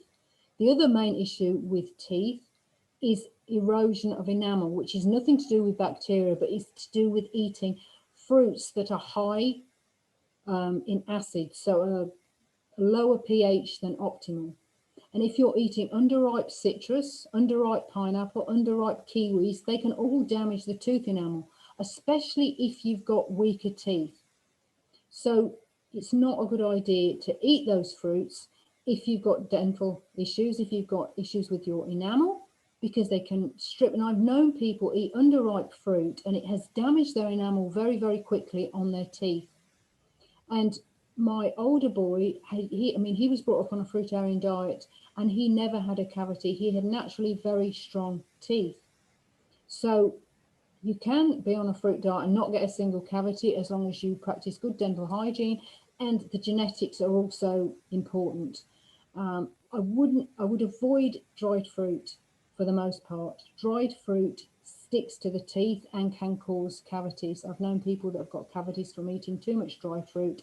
If I ever do have dried fruit or a fruitarian cake with dried fruit in it, I will brush my teeth immediately afterwards, and I will not eat any dried fruit if I can't brush my teeth immediately afterwards. I think that's very, very important because the residue can stick to the teeth, cause plaque buildup and cause dental decay. So I think dental hygiene, using a toothpaste that, if you don't like using fluoride toothpaste, Theodent is a good brand of toothpaste. It contains an extract from cacao, which prevents cavities to the same level as a fluoride toothpaste, but doesn't contain the fluoride. That's Theodent. So that's a good toothpaste. So good dental hygiene, avoid underripe or acidic fruits.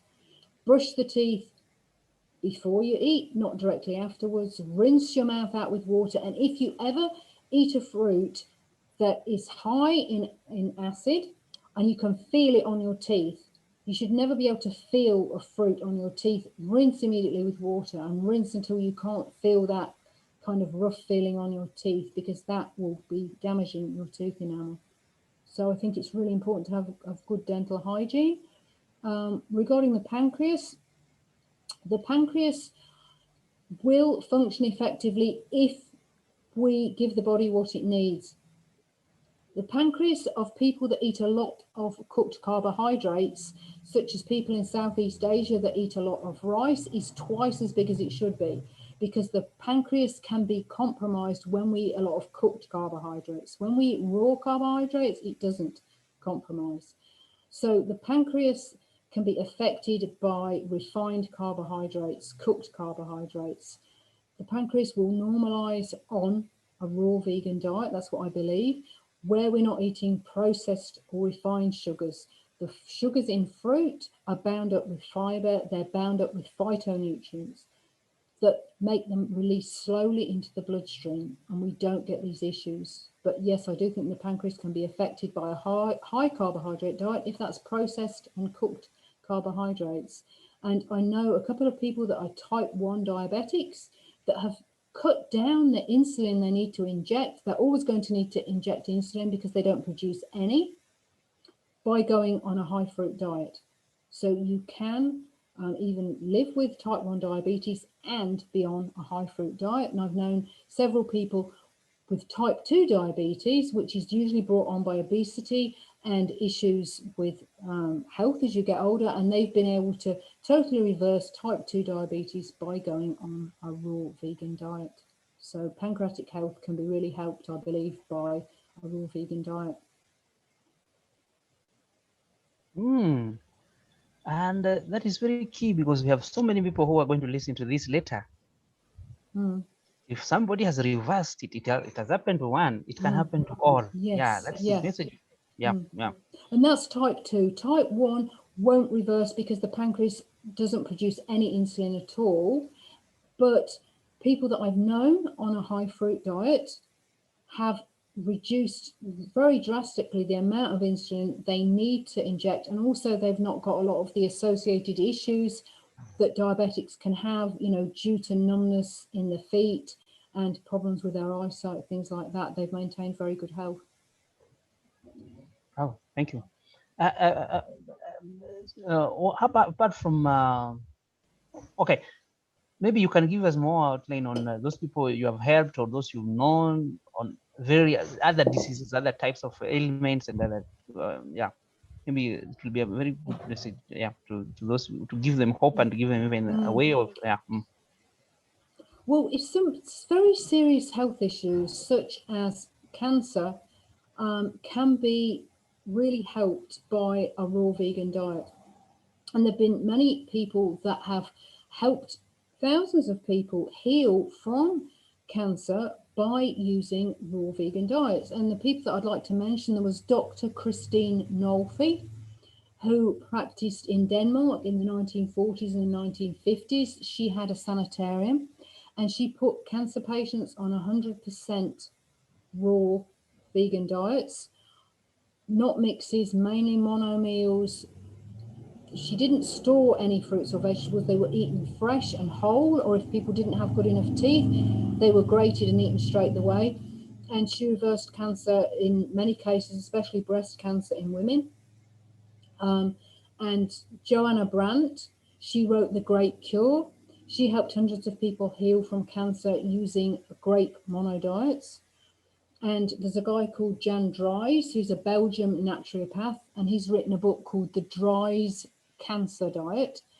And he, again, has helped many people heal from advanced cancers by having a fruit and vegetable raw diet. So there's many, many documented cases. I've met people personally who've healed from cancer. I've got a friend, Jeanette, here in Australia, and she had breast cancer. Her doctor gave her 6 months to live.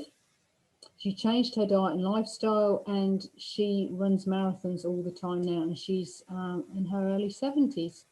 So a diagnosis of cancer, as long as it's not too far advanced, can be really helped, I believe, by this diet and lifestyle, because cancer is usually a final stage of the body. It's tried other things to deal with whatever issues are going on. And the cancer has been going on usually a long time in the body before it's noticed. When the cancer finally presses on a lung or the brain, and we are aware then that we've got the cancer, it can be very advanced. But even in certain advanced cases, it can be reversed, and it has been reversed through diet and lifestyle changes, because we start to give our body what it needs to heal. And it's our body that always heals. It's not the fruit that heals our body. The fruit helps our body heal. Other things that we do, exercise or meditation or positive thinking, they all help us to heal, but it's the body, our body, that actually does the healing when it's given the right conditions. So the body can heal even from very, very serious illness. I really do believe that, and I've met many people that have healed from cancer. I've read many cases of people healing from cancer.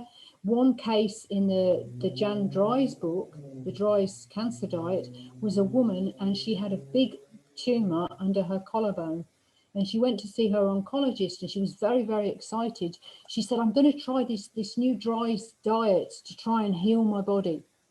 And her oncologist just laughed at her and said, diet has never cured anyone from cancer.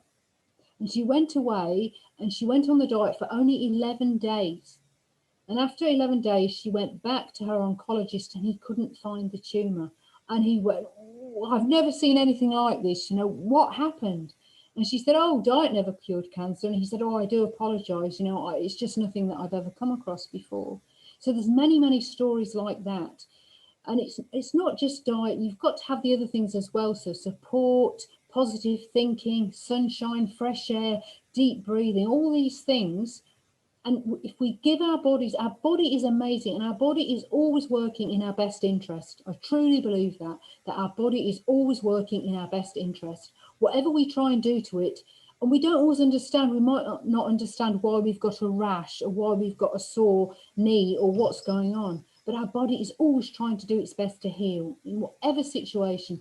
And when we start giving our body what it needs to heal and stop thwarting it by stimulants, by drugs, by processed foods, by not getting enough sleep, by not exercising, by breathing shallowly or breathing polluted air, when we stop doing that, our body has its best shot at healing, and heal it will. It will heal. It's even when people are older, even in their 80s and 90s, they can reverse conditions. They may not have the same healing capacity as a person in their 20s, but they still can make changes. They can still feel a whole lot better.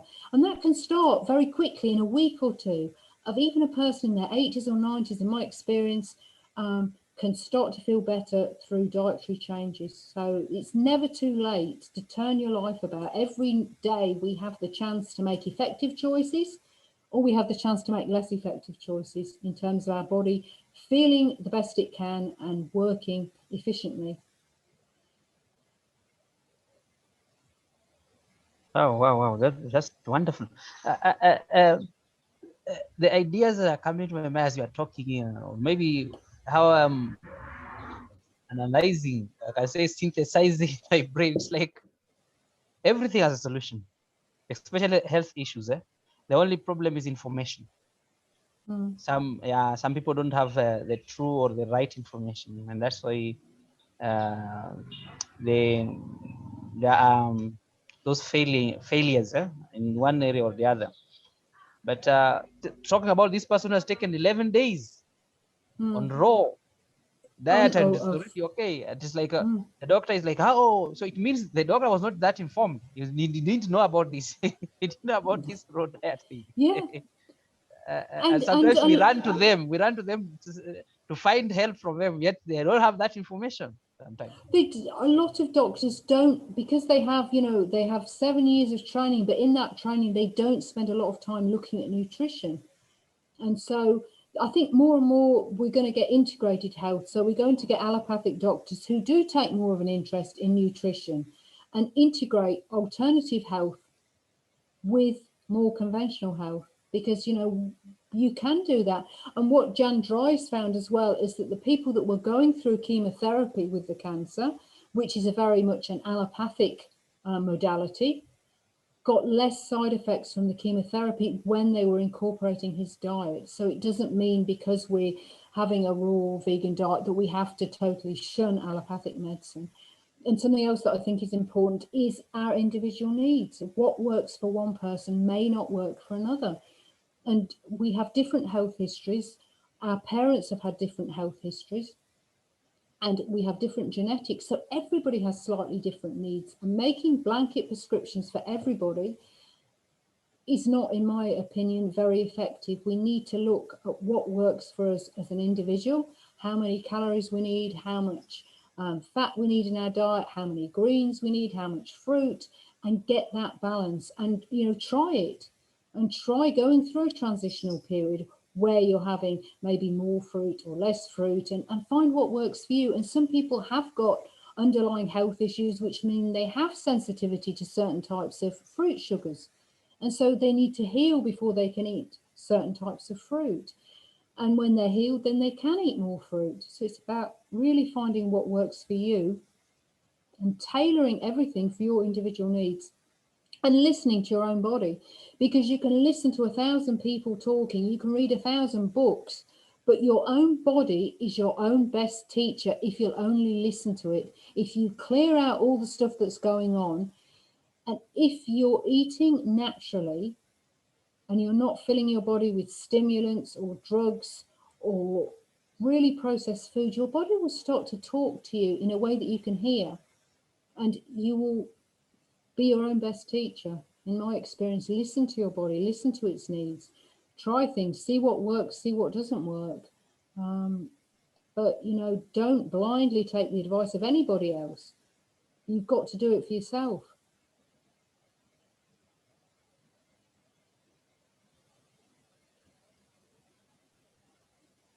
I had an experience some time back. I was transitioning to raw vegan totally. Didn't want anything to do with dairy products and what. But then I made a mistake. I'm just trying to emphasize on the listening to your body, and took processed food. Just 30, is it 300 ml of soda? That was had been a Sprite. I thought I'd taken poison. My body that night I couldn't sleep, but totally. I felt like something's just overturning. It's like something I got into my system that is trying to push it out. The system's like, this thing is not for you. So that part of listening to the body is number one. Yeah, the first thing somebody has to know is that the body is very intelligent. It will tell you what you need. It tells you this one you don't need. So you keep on listening the way you have said it. It's very true. That's the right path to go. And something else I wanted also maybe on clarification on when you do you sometimes feel these issues of binge eating, where you sometimes feel just you need just some type of a fruit and you want to eat a lot of it, like these people have cravings, especially with carbohydrates and these other things. Do you have a problem like something like that? I don't think it's so much a craving as tuning into your body and listening to what it needs. So I think when you're on a clean diet, your body will say that I really fancy orange juice, or I really fancy some pears, or I really fancy a mamey sapote. And maybe there is something in that fruit. You know, maybe you need more beta carotene, or you need more calcium, or you need more magnesium or copper, or whatever that fruit might be high in. And I think it's clear we do get, I wouldn't say it's a craving. I think a craving often is more for something that is not so helpful for our body, such as, you know, a donut or a packet of chips or something. People say, well, I really want chocolate. I'm really craving chocolate. And I think with fruit, it's more a desire. Or some people might, greens, they might get a real desire to have a big bowl of spinach. And I think when you're craving a mono food, so if you're craving spinach, or if you're craving mamey sapote, or if you're, you know, getting a desire for it, then that is more of a true need. If you think, oh, I'm really craving, you know, a sort of chocolate bar, or I'm really craving a cake, that is more to do with a craving or a desire for something that's maybe not so helpful for our bodies. But I think if we ever really desire something in its mono, totally unprocessed state, then that is a good indication that our body actually needs it, rather than there's some kind of craving, which is almost like an addiction, because cooked and processed foods have excitotoxins in them. And excitotoxins make us crave these foods, whereas unprocessed fruit and vegetables don't have excitotoxins in. So when we're desiring fruit and vegetables, I tend to think it's because we need something that's in those foods, rather than an addictive kind of craving for them. Another thing is that our gut bacteria will make us crave certain foods. So if we're eating junk food and highly processed foods, we have a different gut environment. We have different gut flora in there. And those gut flora live on junk food, and they will make us crave it, because our gut is like our second brain. It's got a lot of neurotransmitters in there.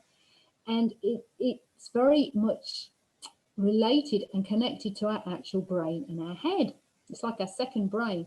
So the gut bacteria will cause us to crave junk food, because that's what they live on. When we change our diet and lifestyle, our gut flora changes. So we no longer have the bacteria in our gut that are associated with junk food. And so we're less likely to crave them. So I think if we're craving junk food or processed foods, it's either because we have the gut bacteria that are craving them, or there are excitotoxins in the food, or opiate-like substances in the processed food that cause us to crave them.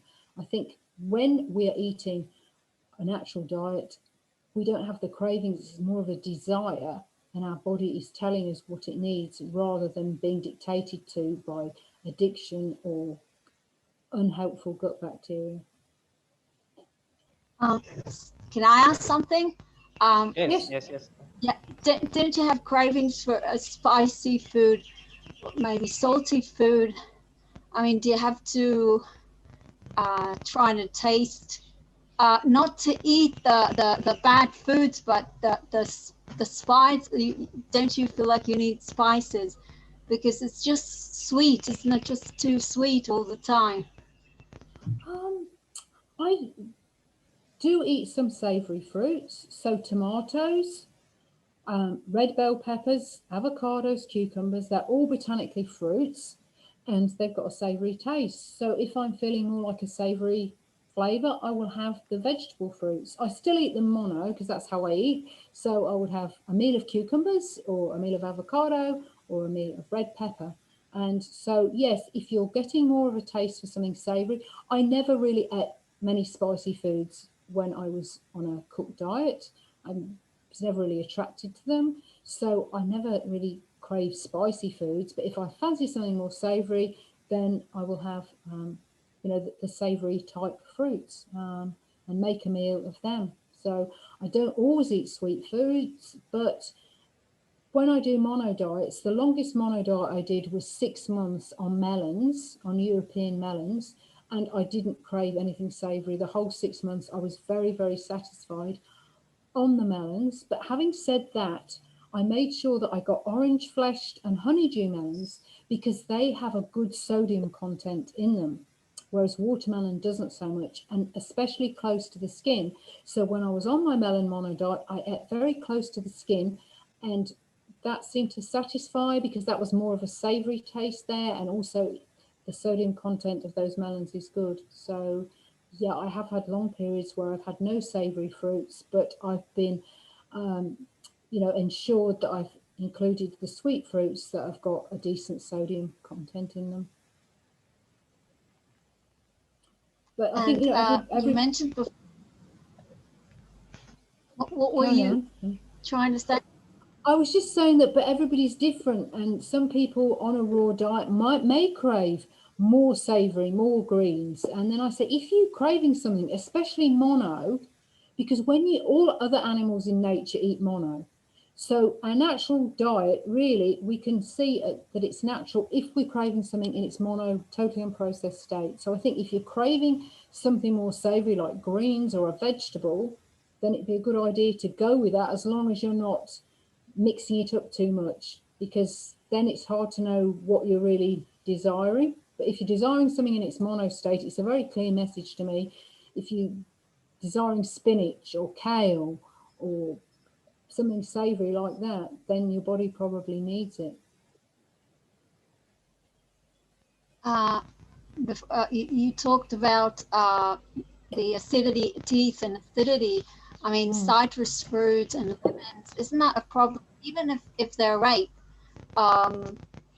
citrus fruits and lemons Well, cause lemons, problems.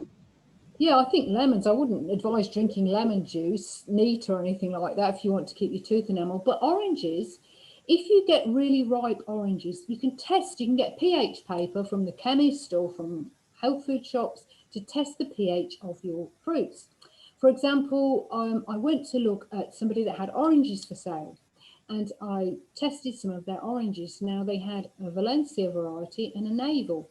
Now, the time when they were selling their oranges, the navel was in season, it was ripe. The Valencia, it was too early. And I tested the pH of those two fruits. The navels had a pH of 6, which is very low acid, because 7 is neutral, 1 is really acidic.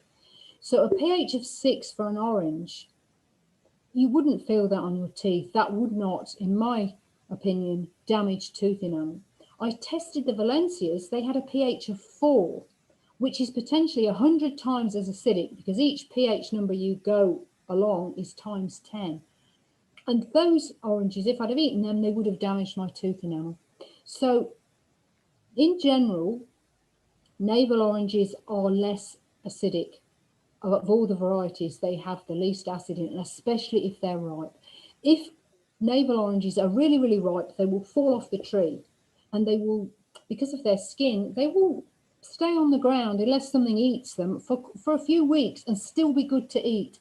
And at that point, they are very, very low in acid and they would not damage the tooth enamel. If ever you have anything and you feel it on your tooth, then rinse with water afterwards, test with pH paper to see what the acidity is. With kiwis, if you have an underripe green kiwi, it can be really acidic and it would damage the tooth enamel, but the golden kiwis are less acidic. And if a golden kiwi is perfectly ripe, you will not feel it on your teeth.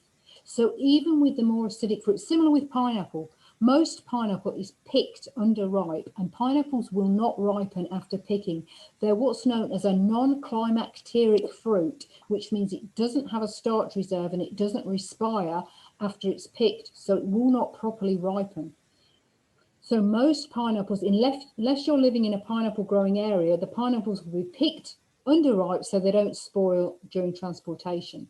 And they can be very acidic. If you buy a truly ripe pineapple, you will not feel it on your teeth. You will not get a sore tongue, but it's rare. So for the three main acidic fruits, the citrus, in terms of oranges or tangerines, not lemons because they're always pretty acidic, kiwis and pineapple, if they're properly ripe, they will not damage tooth enamel. If they're underripe, they can damage tooth enamel in a very short period of time. I had a friend who ate underripe citrus and in a matter of weeks severely damaged irreparably his tooth enamel. So it is very, very serious, but again, it's about quality of fruit, ripeness, very, very important. And if you have issues with your enamel, then maybe avoid the pH. They have an alkaline ash, so they're alkaline forming in the body, but their initial pH is acidic. I would avoid those fruits until your enamel gets stronger, and enamel will regrow to some extent unless it's very badly damaged and it's down to the dentine. I did a period where I was juicing oranges in my mouth and I had a little bit of enamel erosion on my two front top teeth, and the dentist said that will repair itself, and I avoided underripe fruit and it did, it repaired itself. So even if we have some amount of enamel erosion, if we're careful about what we eat and we avoid pH acidic foods, as long as it's not too badly damaged, we can get some repair of dental enamel as well. There's another question. I don't know if you're familiar with it, or UT, urine therapy. Are you familiar with it? Yeah, I've heard of it, yes, and I've read a book about it as well, yeah. Do you want to know what I think about it? Oh. Yeah, you haven't tried it. I haven't tried it, no. I've read a book by, I can't remember his name, but he wrote the book in the 1940s, I believe, and he got a lot of people. Armstrong, maybe. You're talking about Armstrong. Could be, yes. And nothing else would heal a lot of his clients, but he used urine therapy and it worked. For me, I'm not so attracted to it. I think if it works, if you use it and it works for you, fair enough. I've had friends that have regularly drunk their urine. It doesn't appeal to me. I feel that with my diet and lifestyle, it's not something I personally need, but again, everybody's individual. I think if it works for you, it's certainly not going to be harmful, and many people have found it to be very, very helpful. So I think it's individual thing. I'm open to it. I was interested to read more about it, and I would be interested to further research on it, but for myself, I'm not really attracted to drink my urine. But that doesn't mean to say I think it's invalid, and I think it has worked very well for a lot of people. Yeah. Okay, thank you very much, Anne. Thank you very much. Thank you. And maybe about vision, your eyes, because you are not using glasses. How about your eyes? No, my eyesight's good. I haven't needed to use glasses. I'm hoping that I won't have to use glasses. And something else that I noticed about my eyesight was the first time I did an extended orange juice diet, which was 52 days after I'd been on the juice diet, after I'd been on the fruit diet for a few years. And my colour vision, I noticed that my colour vision improved so much, and especially red and green. And I would be just staring at red flowers because they would just pop, and green moss on the footpath. So my colour vision is very good on a fruit diet. I have noticed that the colours are clear and sharp. And in terms of my regular vision, I haven't needed to use glasses. I'm hoping that I won't need to use glasses. I do believe that there's exercises as well that you can do if you don't want to start wearing glasses. So I think there's alternatives to wearing glasses. And I think as well, one issue, if you start to wear glasses, you can become dependent on them. But some people use the pinhole specs to improve their sight. Other people use certain exercises. I think one challenge we have with using computers a lot is that it's not good for our vision because we're looking at the same distance at the screen, and really we should be every 15 minutes breaking that up and, you know, sort of taking our point of focus away from the computer screen. So I think that's a possible issue to damaging eyesight. But I think what's very important is to have a natural diet and lifestyle, because what happens to many people is their lenses change shape, and when their lenses change shape or become less flexible as they age, they start to need glasses. And a lot of people in their 40s or 50s start to need glasses. But yeah, I think eating fruits that are high in beta carotene is very important. So orange fleshed melons, oranges, papayas, any fruit that is orange in colour. Papaya also is very good. It has certain other minerals and antioxidants in that are good for vision. So just, you know, eating a lot of good quality fruit, I think, is very good for eye health. How about your water intake? Sorry. I need to get a person a chance to talk to us before. But the question is about how you take water. You are going to answer handle it later. Let me give a person a chance. Who is that? Introduce yourself, please, and then you ask the It's question. Angela here. Yeah, I want to ask about her mono diet. How much oranges does she take? Does she eat the fruits or just simply make juice and have it? Thanks very much for your questions, Angela. Every other fruit, when I'm mono, I eat the whole fruit, because I think in general, eating a whole fruit is superior. But with oranges, I do juice them. I use a hand juicer that retains most of the fibre. So I don't remove the fibre from the juice. The fibre is mainly in the juice. And I would juice between 20 and 30 oranges a day, have between a litre and a litre and a half of orange juice most days, but some days I might have less hunger, have a smaller amount. Other days I might be very active or just feel, you know, more of a need and have slightly more. But in general, about 1.5 litres a day. And yeah, about 20 to 30 oranges, depending on the size of the orange, I would juice in a day when I do an orange juice mono diet. And from your experience, how does it heal your body? The orange juice. Why would you choose orange juice if that's the case? Is it specifically for your colon, for the intestine? I think one thing, when choosing what fruit to mono diet on, one thing that's important is it has to be a fruit that you're attracted to, that you like. It's no good thinking, I know grapes are great to mono on, but I can't stand them. So it's got to be a fruit, and I really do like orange juice. Second thing, you've got to be able to access good quality oranges if you want to do an orange juice mono diet. And here in Australia, I can get organic oranges all year round at a very reasonable price. And you know, they're of good quality. So a fruit that you're attracted to, you can access it and you can get good quality fruits. So in Australia, my preferred mono diet is oranges because of those 3 factors. When I'm in Europe, I will mono on melons. Where I am at the moment, I can't always get enough variety of melons to do a melon mono diet. So I choose to do oranges for that reason. And I find different fruits affect different parts of the body more or less. For instance, oranges are very good, in my experience, for the respiratory system. My breathing is good when I'm on oranges. I have very little mucus. I seem to breathe more deeply and my lungs feel really, really strong. And it's interesting that orange juice has been found to help prevent respiratory viruses. So especially at this time when many people are concerned about COVID, orange juice has been found scientifically to help prevent us getting respiratory viruses. So I think orange juice works very well at the level of our respiratory system, also our digestive system. What I find for me is that orange juice helps rebalance and increase the effectiveness of my digestive system. So when I finish my orange juice diet, I feel like I've had a total tune up with my digestive system.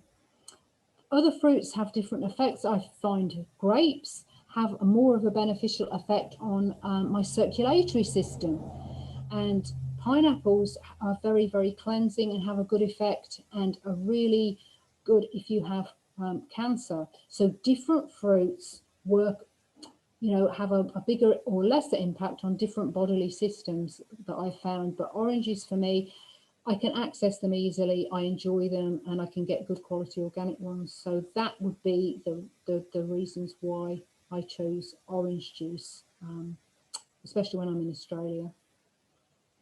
Thank you. Another thing, I wanted to hear your opinion about fruits, that I've heard a lot from other people saying that it causes a spike in the glucose level. What is your experience on that, and how would you counteract that idea? Well, in my experience, before I went on a fruit diet, I would often get a slump in energy about 3 or 4 o'clock in the afternoon. If I sat down, I'd want a nap. Since I've been on the fruit diet, my energy has been sustained, and I don't eat so much dried fruit. I think dry fruit is very high in sugar. I don't generally have juices apart from orange juice, which I hand juice and leave the fibre in. So I haven't found I have spikes in energy and then slumps. I've found for myself that my energy has been very, very even. I have active days, I'm busy all day, and I don't need to have a nap. I don't take a nap or a rest in the afternoon. I don't feel a need to do that because I have good sleep at night. By the time I go to bed, I feel nicely tired and I sleep well. Also, it was interesting, some scientists experimented. So they had a meal that was high in refined sugars, and they looked at the patient's blood sugar levels afterwards. And what they found out was, I think it was an equivalent of 6 teaspoons of sugar in this. It was a sugary breakfast cereal. And they had spikes in blood sugar, which caused fat to be released into the bloodstream. And then what they did, they added fruit to the cereal. So the actual sugar content was now increased to, say, 8 teaspoons of sugar. So the total sugar content was more, but when they added the fruit, the blood sugar level spikes were less and less fat was introduced into the bloodstream. So even though there was more total sugar, because the fruit had its phytonutrients and its fiber in there, that actually reduced the whole sugar spiking, not just, the fruit not sugar spiking, but the actual sugary cereal caused less of an issue. So experiments like that can show that fruit in its whole form, and even if it's juiced, if it has its fiber left in it, doesn't cause us to have spikes and dips in energy. So, for me, that experiment was really, really interesting, because even though there was more total sugar, because yes, you've added some berries to this bowl of sugary cereal, the sugary cereal was having less of a bad effect because it had the fruit added to it. So I do believe that whole, good quality fruit grown in good soil is never a cause of illness or a cause of blood sugar spikes. But I would caution to limit the amount of dried fruit because that is very concentrated in sugar. Great, thank you so much. Thank you.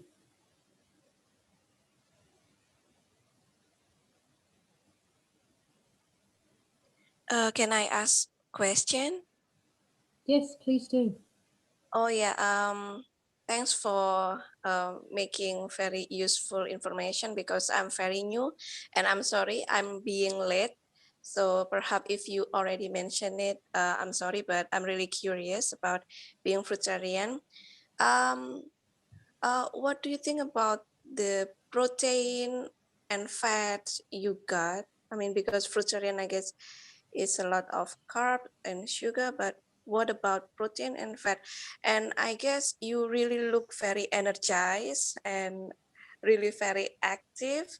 And how can you do that? I mean, I think that you don't have plenty protein or fat. And actually, I'm a teacher, so I really like to teach and speak a lot. What do you think about it? Is it still okay for me to try, like consume a lot of oranges and melon or something? Because I still have some health issues. I really like to getting sleepy just for a couple hours, getting sleepy and really not active, and a lot of brain fogging and sometimes Mhm. some stuff, and also my eyes is very blurry. Yeah, so Mm. I guess I'm feeling so interested with this topic. Perhaps you Yeah, can help me. Thank you. yeah, thank you. Regarding protein and fat, especially with protein, it's actually quite hard to be protein deficient unless you're also calorie deficient. And when we see children in African countries who have the big extended stomachs and they are deficient in protein, it's mainly because they are deficient in calories. Now, if you have a deficiency in calories, the most important thing for the body to do is to keep the heart and the brain working, because if the heart and the brain aren't working, we will die. So any protein that is ingested, instead of being used for the normal processes of protein, which is, sort of like repairing cells and growth and hair, instead it will be converted to use for energy. So you will become protein deficient if you are very calorie deficient. If you're eating enough calories for your needs, it is hard to become protein deficient.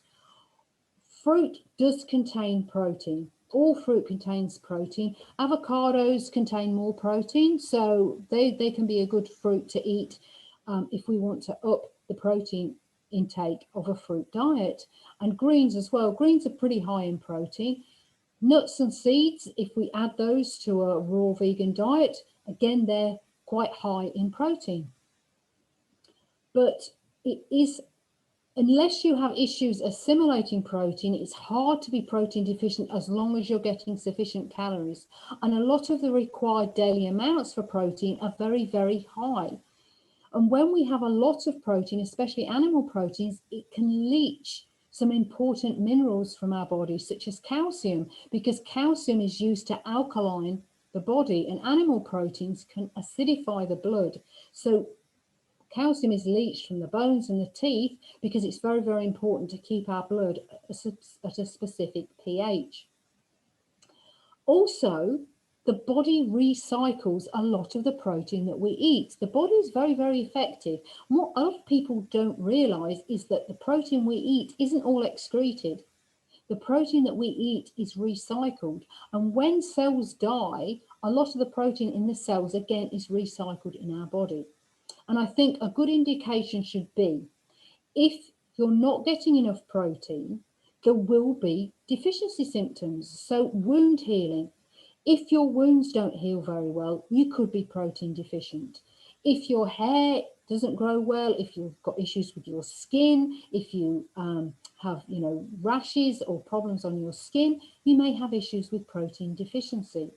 But if you've got energy, if you're healthy, if your skin's good, if you heal well after injury, you're very likely that you won't have issues with protein deficiency. And I've been doing this diet for 29 years. I've had 2 pregnancies on the diet. My pregnancies have been very, very healthy, and my children have been healthy. So I truly believe that I was getting enough protein for my needs. But you can up protein by including more greens and more seeds and nuts if you feel you have a need for more protein in the diet. With fats, fats are important in the diet, and especially for women, we need a certain amount of body fat. And I've always had my female cycle on this diet, even when my body fat has been quite low, when I've done a mono diet or when I fasted and my weight's gone down temporarily and my body fat's gone down, I've still always had a regular female cycle, which I take is an indication that I'm getting enough fat and enough nutrient needs met to be healthy. Because if a woman isn't getting enough fat, if her body fat's too low, her period will cease because her body's not in a fit state to carry a pregnancy. And with the fats, there are certain fruits that are very good for fat. Avocados, really healthy fats in avocados, and actually the fats in avocados are good fats, and they help raise our HDL levels, which is the good cholesterol, and they help lower the LDLs, which is the bad cholesterol. So a period of my life when I was eating a lot of avocado, and I went and had a blood test to make sure everything was okay. Everything was in normal range, but the doctor said to me, your cholesterol level is very, very good. He said, in fact, it's the best cholesterol levels I've ever seen. And that was a period when I was eating a lot of avocado. So they have good fat, which helps raise the good cholesterol and lowers the bad cholesterol. Durian, which is a lovely fruit, that's also high in fat. And young coconut flesh can be a good addition to the diet for more fat. Few nuts and seeds. So there are fruits that we can eat that are higher in fat if we need more fat in our diet. But other times I've been for 6 months with no fatty fruits. I've had good oil levels in my skin and hair. So I do believe that we can get our fat needs met at certain times in our lives without actually eating any fatty foods. But yes, there's certainly fruits that are high in fat that can be included to up our fat levels. And we need to balance it to work out what works well for ourselves. So some people may need more fat, some people may need more greens, some people may need a few extra nuts and seeds to up their protein and fat levels. And it's about finding that balance that works for you. And, you know, everybody's slightly different. So does that answer your question? Yeah. Thank you so much. It's Thank really you. helpful. Yeah. Thanks. And Yeah. I did mention earlier on that I have a copy of my book that I send out as a free PDF copy. So I think, Anne, yeah. you will just send me. We have a big group here, so a WhatsApp group. Actually, the members were even requesting if you can join. They ask you questions there, but I think they are doing well here, asking you questions live here. Yeah. So you'll just send to me. I'll forward to all of them. I can put it in chat. I can put my email address in chat. I think. What we'll do, let me tell you how we always do it easier. You will send me, okay, I've gotten your email, so I'll write it down, and if possible, we can also put it into the group. I'll put it in the group there. And I also have my website, which has some articles on the fruitarian diet. But yeah, I can send a free copy of my book. It's not in print at the moment. I need to get another copy, another print copy, but I have a PDF copy of it. It's called Fruitarianism, The Path to Paradise, and I send out a free PDF to anybody that emails me. Okay, so yeah, that's okay. And what else? What else? There was also the last question about my last question about water intake. How would you? Yeah. Water is an interesting one because some people that are on a raw food diet don't drink any water at all, and other people say yes, you have to have 8 glasses a day. And what I prescribe is by your thirst levels. Sometimes in the winter, or if I'm in a cooler country and I'm having all juicy fruits, I don't drink any water at all. And yet I'm still well hydrated. I still urinate, you know, frequently. My urine's a good color. But other times, when it's summer here, when it's very humid, if I'm exercising more, then I will drink maybe a litre and a half of water a day. And I go by my thirst mechanism, and I also ensure that I'm urinating enough times a day and that the colour of my urine is a light colour and it's not dark or scanty. So I think it really depends on your diet. People that eat processed foods and cooked foods will need to drink a lot more water because those foods are dehydrating. If your diet is mostly juicy fruits and you're living in a bit of a cooler climate, you probably won't need to drink so much water to keep hydrated. But again, individual needs. If you're detoxing, then you might feel a need to drink more water and go by your thirst mechanism. As people age, their thirst mechanism becomes less effective if they're not healthy. So a lot of older people can actually get severely dehydrated because they're eating a processed diet, but in addition, their thirst mechanism is impaired. I think if we keep ourselves healthy, we will retain a good thirst mechanism into our old age. So we will always know when we need to drink water. And I think if I feel thirsty, I drink water. If I don't feel thirsty, I don't drink water. And because my diet is comprised of foods that are 90% water, and that's pure water, like distilled in the fruit, then I don't drink water. If I do drink water, I drink spring water. I prefer spring water in glass bottles. That's the ultimate for me. I don't like water that's been in plastic packaging as much.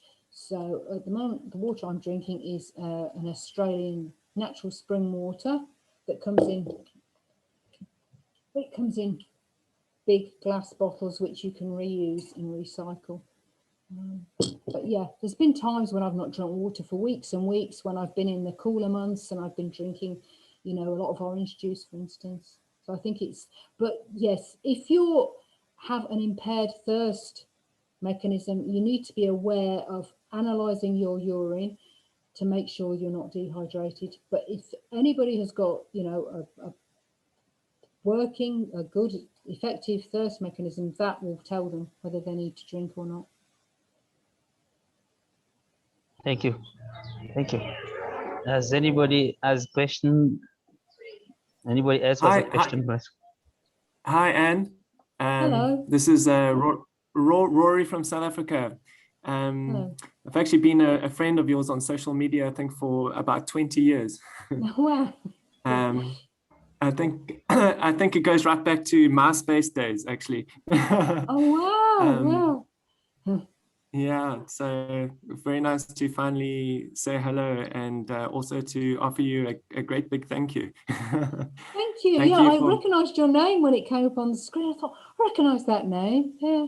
Nice. Good to connect it. Yeah, wonderful to be connected. And yeah, thank you so much for Jeepers, everything you're doing and you are. And you know, you offered me the inspiration to raise my firstborn for a few years on fruit diet. Gave me the confidence because of your experience with your son. So again, thank you. Thanks. I personally, I haven't managed to ground a fruitarian diet, although, you know, I've been experimenting on and off for, 20 years.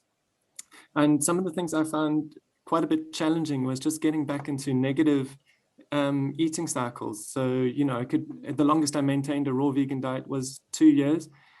And it was very challenging being with loved ones that aren't on the diet, etc. I think social pressures for me are the greatest challenge. So that would be one question I'd love to hear your maybe advice and inspiration about.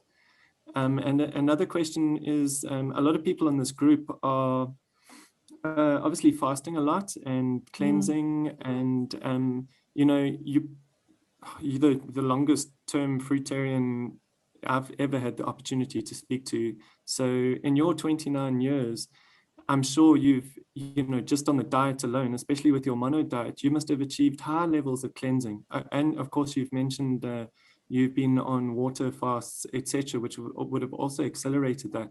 But yeah, I would love to know your thoughts just on terms of what sort of cleansing and healing can happen, just, you'd say, purely on a fruit diet versus, you know, maybe not going all the way on just fasting. So yeah, fruit diet versus fasting, etc. Yeah, those two questions. I could ask you a billion questions, but those two would be great. So kind of starting with the social issues and social pressure, I think what really helped me when I started out on the fruit diet, there was like 5 or 6 of us. We'd all gone to this talk by David Shelley. We were all ethical vegans. We all thought, hey, you know, we want some of what he's got and we want to start doing this diet. So that was very helpful, having close friends that were on a similar path. So that really did help me at the beginning, as well as having a fruit buying group. So we got good quality fruit from all over the world. But as I said at the beginning about faith, and faith being founded on knowledge, research, networking, sharing. So being in groups with other like-minded people sharing experiences, even if there's local meetups in your area, you know, meeting people kind of face to face as much as you can with the restrictions going on at the moment. I think that's helpful, but also our own individual knowledge. And the more I kind of still get really excited about books, I still find new books, new research papers. And there was the stuff going on in South Africa at the University of Pretoria with the experiments on fruitarian athletes and stuff in the 1970s. And so there's a lot of stuff in our recent history that inspires me and excites me, as well as looking at anatomy, physiology, biology, dietetics. And I think for me, the more faith I have personally, the more excited I get about it, that kind of overrides a lot of the social stuff.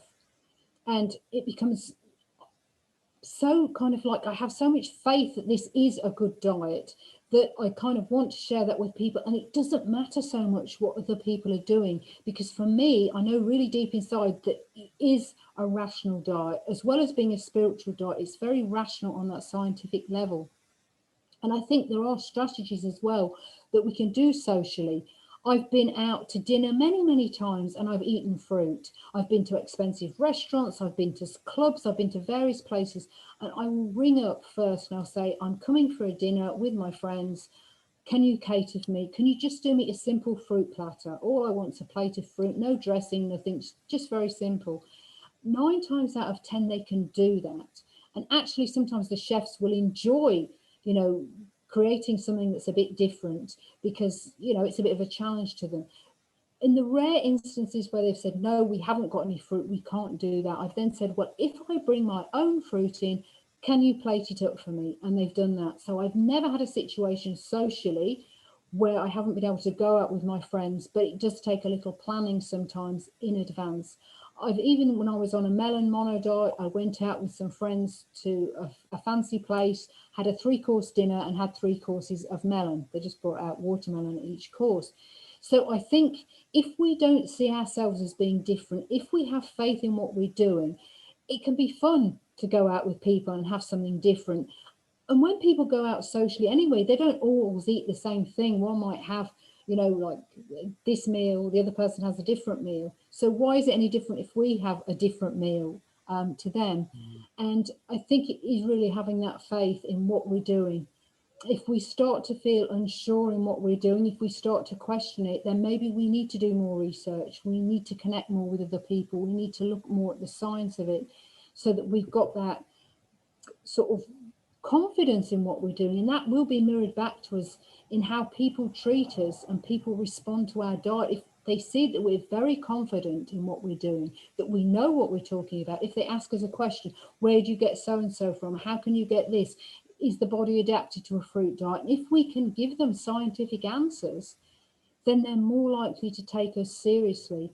And I think as well, when we're confident in what we're doing, if someone does criticize us, if someone does make fun of us, we don't really care. We can just accept that because we know our faith is more important than what anyone else thinks of what we're doing. But it's not a blind faith. It's a faith that's built on experience and research. And with my children, we've had many, many fruitarian parties, and people are lovely. They come, they enjoy the parties because they're children at the end of the party. They don't go away hyperactive because they've had sugar and chocolate and chemicals. And they actually go away, they've had their 5 pieces of fruit and veg. And I think people also can surprise us with how they support us. With my eldest son, his first year at school, and the schools made little stockings for the children, and in the regular stockings they put in candies and, you know, processed foods, but they made a special stocking for him and they just put fruit and nuts in, which was lovely. And another time, a friend of mine, she wasn't even vegan or vegetarian, certainly wasn't a raw fooder, and because Cappy, my younger son, was going to her son's birthday party, she made the whole party raw vegan.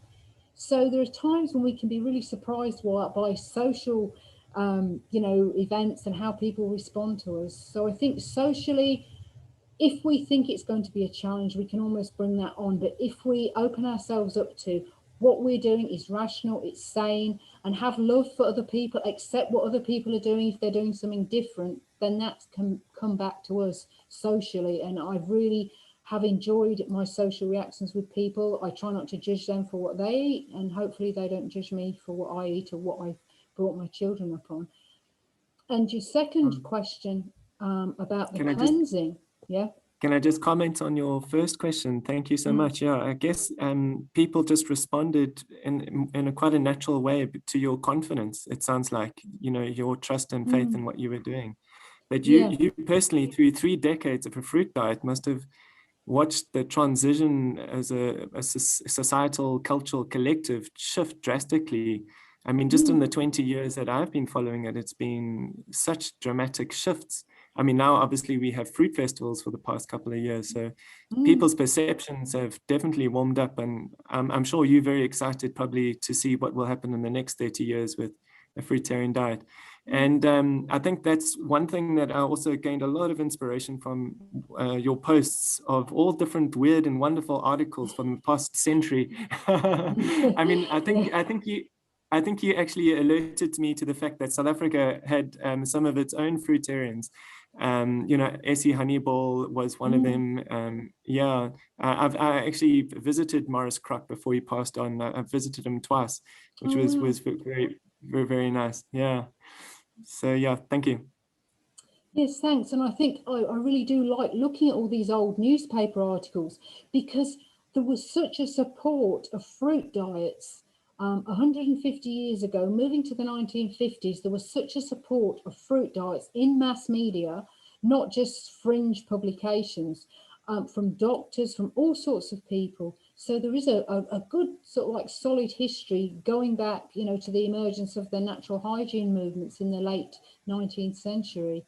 But I think when your confidence is built on, it's got to be built on something. And when it's built on research and science, and really it's hard for other people to shake that, because I'm continually learning. The more you learn, the more you realize how little you know. And it's part of what I really enjoy is researching and reading. And I've always got about 3 or 4 books on the go, always looking out for old newspaper clippings or old books on the fruit diet or old books on natural hygiene. So it's enjoyable for me to do that research. And then I, you know, try and share it a bit on social media as well, just because people do appreciate, you know, these old articles and these old pioneers who paved the way for us today, really. So yeah, but the second question about cleansing, and I think fruit is very cleansing. I think monodiets take it a step further for 2 reasons. One is that when we have a monodiet, our digestion really has a rest, and it is like a camouflage fast in many ways. So we have more energy for working on healing within the body. And I think an additional thing is certain fruits can be quite aggressive in stirring up stored toxins. I think some fruits that are more gentle are papaya, apple, melon to some extent, but oranges for me are quite an aggressive cleanser. And when I've eliminated using orange juice, it's similar to elimination on a water fast, whereas the other fruits such as melon, papaya, even grapes, although they can be a bit more aggressive than some of the other fruits, I don't get that elimination. But I think if you want a fruit that is quite aggressive and can stir up old stored toxins or even new toxins that we've taken in from the environment, I think that oranges are a great cleanser, a great rebalancer of the body. So personally, if you have more deep-seated health issues, orange juice, as long as it agrees with you and you can access good quality ripe oranges, I think it's a very good fruit to mono on. So when we mono, we take it a step further. And for me, yes, it's important over the course of a year to get a variety of fruits. But within that year, it's also important to do 1 or 2 mono diets. And I find doing them really helps me thrive long term on a fruit diet, because it's like going to the garage for a tune-up or a top-up. And I think with the fruit diet, we are in control. If we don't want to eliminate so much, we eat more of the denser fruits. We eat maybe more bananas or more avocados or more jackfruit or more durian or more chempedak. if we want to heal and cleanse more, we go more for the juicy fruits such as oranges, grapes, melons, and those fruits are more cleansing and more healing in a way because they take less energy to digest, and also because the citrus fruits I feel actually help release certain toxins in the body. And what's interesting is if I do an orange juice mono diet, I will lose weight, even if I'm having quite a high level of calories. But if I do melons or papayas where I'm actually eating less in terms of calories, I will not lose weight. And I think part of that losing weight on an orange juice mono diet is because the toxins are released more with an orange juice diet. So I think in general, a fruit diet is cleansing. If we want to take that to another level without water fasting, and I think water fasting is very useful for many people depending on your circumstances, but if you want to do cleansing and rebalancing without water fast, then certainly mono diets can be helpful. And for me, orange juice is the more cleansing of all the mono diets that I've tried. Yeah, and you'd be happy to know I did I think I've done, actually only one 60-day OJ fast, and I experienced the same thing. It was quite aggressive in weight loss, but the cleansing was wonderful, and I was able to continue work at the same time. At the moment, I do a lot of juice fasting on or feasting, whatever you call it, on apple juice. I found that to be such an easy, cheap, low acidic, easily accessible, easy to juice fruit. So, and it's very, very tasty. I love apples. But funny enough, I don't like apples when they're in their whole form, only when they're juiced. Yeah, and if I could be allowed one more question. And one comment on, a lot of discussion came up about, I think energy and also sugar spikes and that kind of stuff.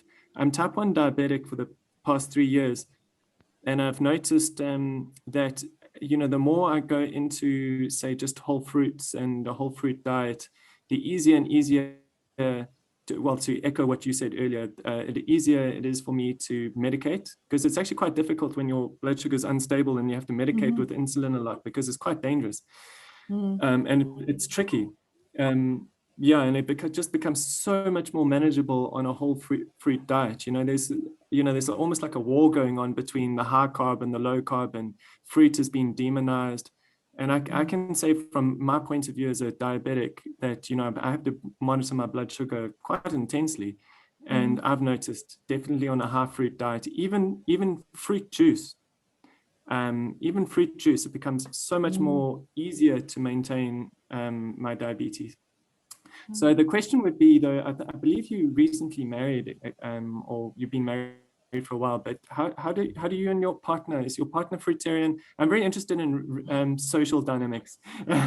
And obviously you've got the faith and commitment to not be shaken through the years. I mean, 29 years has proven it. But yeah, it's maybe just a little bit more information about how you manage that on a very personal level with your partner. Yeah, if there's anything you would feel like you could share. Yeah. Thank you. Well, I think that when we respect what somebody else does, then they tend to respect what we do. And when we listen to them and hear their concerns, then they hear our concerns. So I think communication is very important in any relationship, whether that's with your partner, whether it's with your children, whether it's with the people you work with. And when me and my partner got together, he was on a very conventional diet, and I never forced anything on him.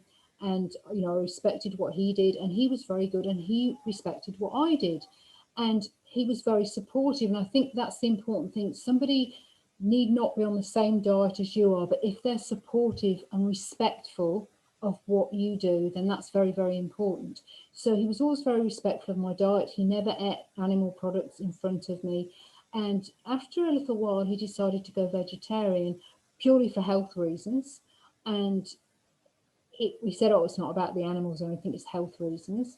I never pushed anything on him. I never showed him really graphic animal rights videos or anything like that, because I realized that people have to go at their own pace and you can't force anything on anybody. They have to be ready. So he initially went vegetarian for health reasons.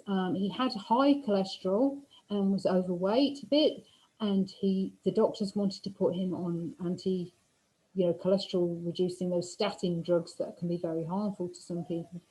But anyway, he went vegetarian, then he went vegan, and his cholesterol levels really went down to normal. He lost about 20 pounds or something, more than 20 pounds, and his health improved. And he then became aware of the ethical side of it and became very aware of animal suffering, which was, something that he hadn't really thought about before. And he does eat a lot more fruit, a lot of raw foods. He's vegan, but not completely raw vegan, but very supportive of what I do. And there was a period last year when we had loads of mangoes on our mango tree, and he was raw for about a week, eating mostly mangoes, and he just said he felt so fantastic. And it is something that he's working towards, eating more and more raw food. So I think very important in any relationship to be respectful of somebody else, and even if they're on a very different diet, and not to push things on anybody or not to judge people. And then we will kind of get that back in turn. They will not judge us, they will respect what we're doing. And and my partner thinks that the fruit diet is a really good and effective diet and would like to do it himself in the future, and he's kind of working towards that. So, that was been a really good experience in our relationship. And communication, I think, is really important in any relationship. And if you feel unheard or if you don't feel understood, to communicate with your partner or with anybody else and get your needs met while you're meeting their needs at the same time. So I think compassionate communication goes a long way towards social situations, towards relationships, and really can help us to not have conflicts or challenging times in our relationships if we're on quite a different diet to other people. Thank you, Anne. It's been such a pleasure to engage with you and hear all your wisdom. And if I can pass last comment, I would like to say it sounds like you've developed quite a relationship with fruit trees, and your knowledge, your personal experience is extensive. I must say, I find that, I'm a permaculture practitioner, and my passion is food forests, and also healing relationships with the land. And I think our symbiotic relationship with fruit trees is one that's very interesting. So I must say that's a very, very interesting thing that's come across with the way you talk about fruit trees, is your actual relationship with fruit trees. Very interesting. Yeah, thank you very much. Yes, I do really love and get excited about different types of fruit and growing fruit and learning more about how we can plant fruits and what fruits grow in different areas. And I think there's so many interesting types of fruit that grow in every single area. I think some of the temperate fruits are delicious if they're grown properly. A good quality apple can be as delicious as a mango. Just because you're in the tropics doesn't necessarily mean that you're going to eat better than someone in a more temperate climate. If you've got good quality apples, pears, there's so many lovely berries as well that grow in the colder areas, and berries are fantastic fruits in terms of calcium and other micronutrients and other minerals. So I think having that knowledge empowers us. When we grow our own foods, that empowers us as well. And yeah, I really like learning more and more about planting things. I love the symbiotic relationship. That's one of the things that gives me faith in this diet, because we have this wonderful symbiotic relationship. We get this food, we get this delicious, healthy food. As long as it's fruit that's designed for humans to eat and it's properly ripe, it's not toxic. It doesn't contain toxins like seeds do and like greens do. And it's given to us to eat. And in return, we plant the seeds. It's like a win-win situation, and it's beautiful. And that's how the earth needs to be. And I think what's happened is that humans can live in a more parasitic relationship with the planet, and we take and we take and we take, and we don't put enough back in. And when we have all these symbiotic relationships going on in the planet, the whole planet is healthy, and it's the health of the planet just increases. And that's really what we can do by planting fruit trees. And in terms of environment, if we have one mature fruit tree that we've planted, that offsets the carbon emissions of a car driven 26,000 miles. So just one fruit tree. So every fruit tree we plant will help the environment. And in terms of, somebody once said to me, I think you're selfish on a fruit diet because what about children who are starving in Africa? And in terms of feeding our world population, fruit is by far the most effective use of land. From a newspaper article that was written in 1906 that I have, it showed that an acre of bananas could feed 25 people. An acre of wheat could feed only one person, and an acre of potatoes could feed 2 people. So we can see that if we're talking about feeding the whole population of our planet, that fruit really is environmentally sound on many, many levels, as well as the trees taking in pollutants and giving out oxygen. They also produce the most amount of crops per acre of any type of food on the planet. So this whole symbiotic relationship, planting fruit trees, making sure there's plenty of fruit there for everybody in the world. I think that is just a lovely thing. And also the symbiotic relationship I talked about earlier between the fruit trees and the fungi. So the fruit trees give the fungi carbohydrates, and the fungi break down inorganic bonds between minerals so that the ions are freed up so that the trees and the plants can absorb the calcium and other ions. So when we have a planet that runs on symbiosis, we have a healthy planet. And the trouble is humans have got more into this parasitic relationship, but we can change. We can plant fruit trees. That's one thing we can do right now, plant fruit trees and help increase symbiosis, in the world.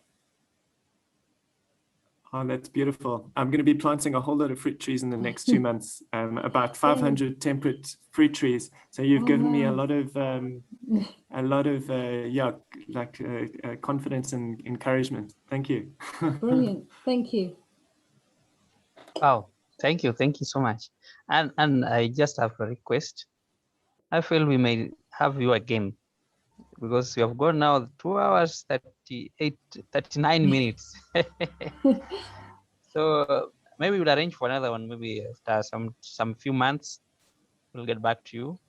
Yes, and that would be lovely. Thank you. I don't know if there's anybody else who has something to say to Anne before we can wrap it up today. And if there's nobody else who has a question, we are going to, and maybe you will tell us on more about how to contact you, help you. We have already gotten your email, and Yes, if you have maybe programs like Rory has talked about, exactly. Yeah, but if anybody has questions, they can always email me. I can send you a copy of my book, and and I'm on Facebook. So I do put a lot of posts on Facebook about fruit and information, anything I get that I think is really interesting. So I'm Anne Osborne on Facebook. You should be able to find me. And I think I've got maximum friends, but you can follow me to see posts and things that I post about fruit and information on growing fruit and historical evidence of fruitarianism and things like that. Okay, so I'm going to post below the video, because you have the channel videos. So I'm going to post below the video your contact, that is the email, and also your Facebook. I'll just link it. There's a way I do it, so that people who will listen to it later will be able to find you. But for me, I'm really grateful. I'm very thankful for this opportunity, because you have revealed some things that I didn't know. And I know most of us have also learned so many new things. So we are very thankful, and we are going to find you another time. Hopefully, maybe after a month or 2. Thank you so much. Thank you very much. Thank you. Yeah. Bye. Bye. Bye. Bye. Bye. Yeah. Bye. See you.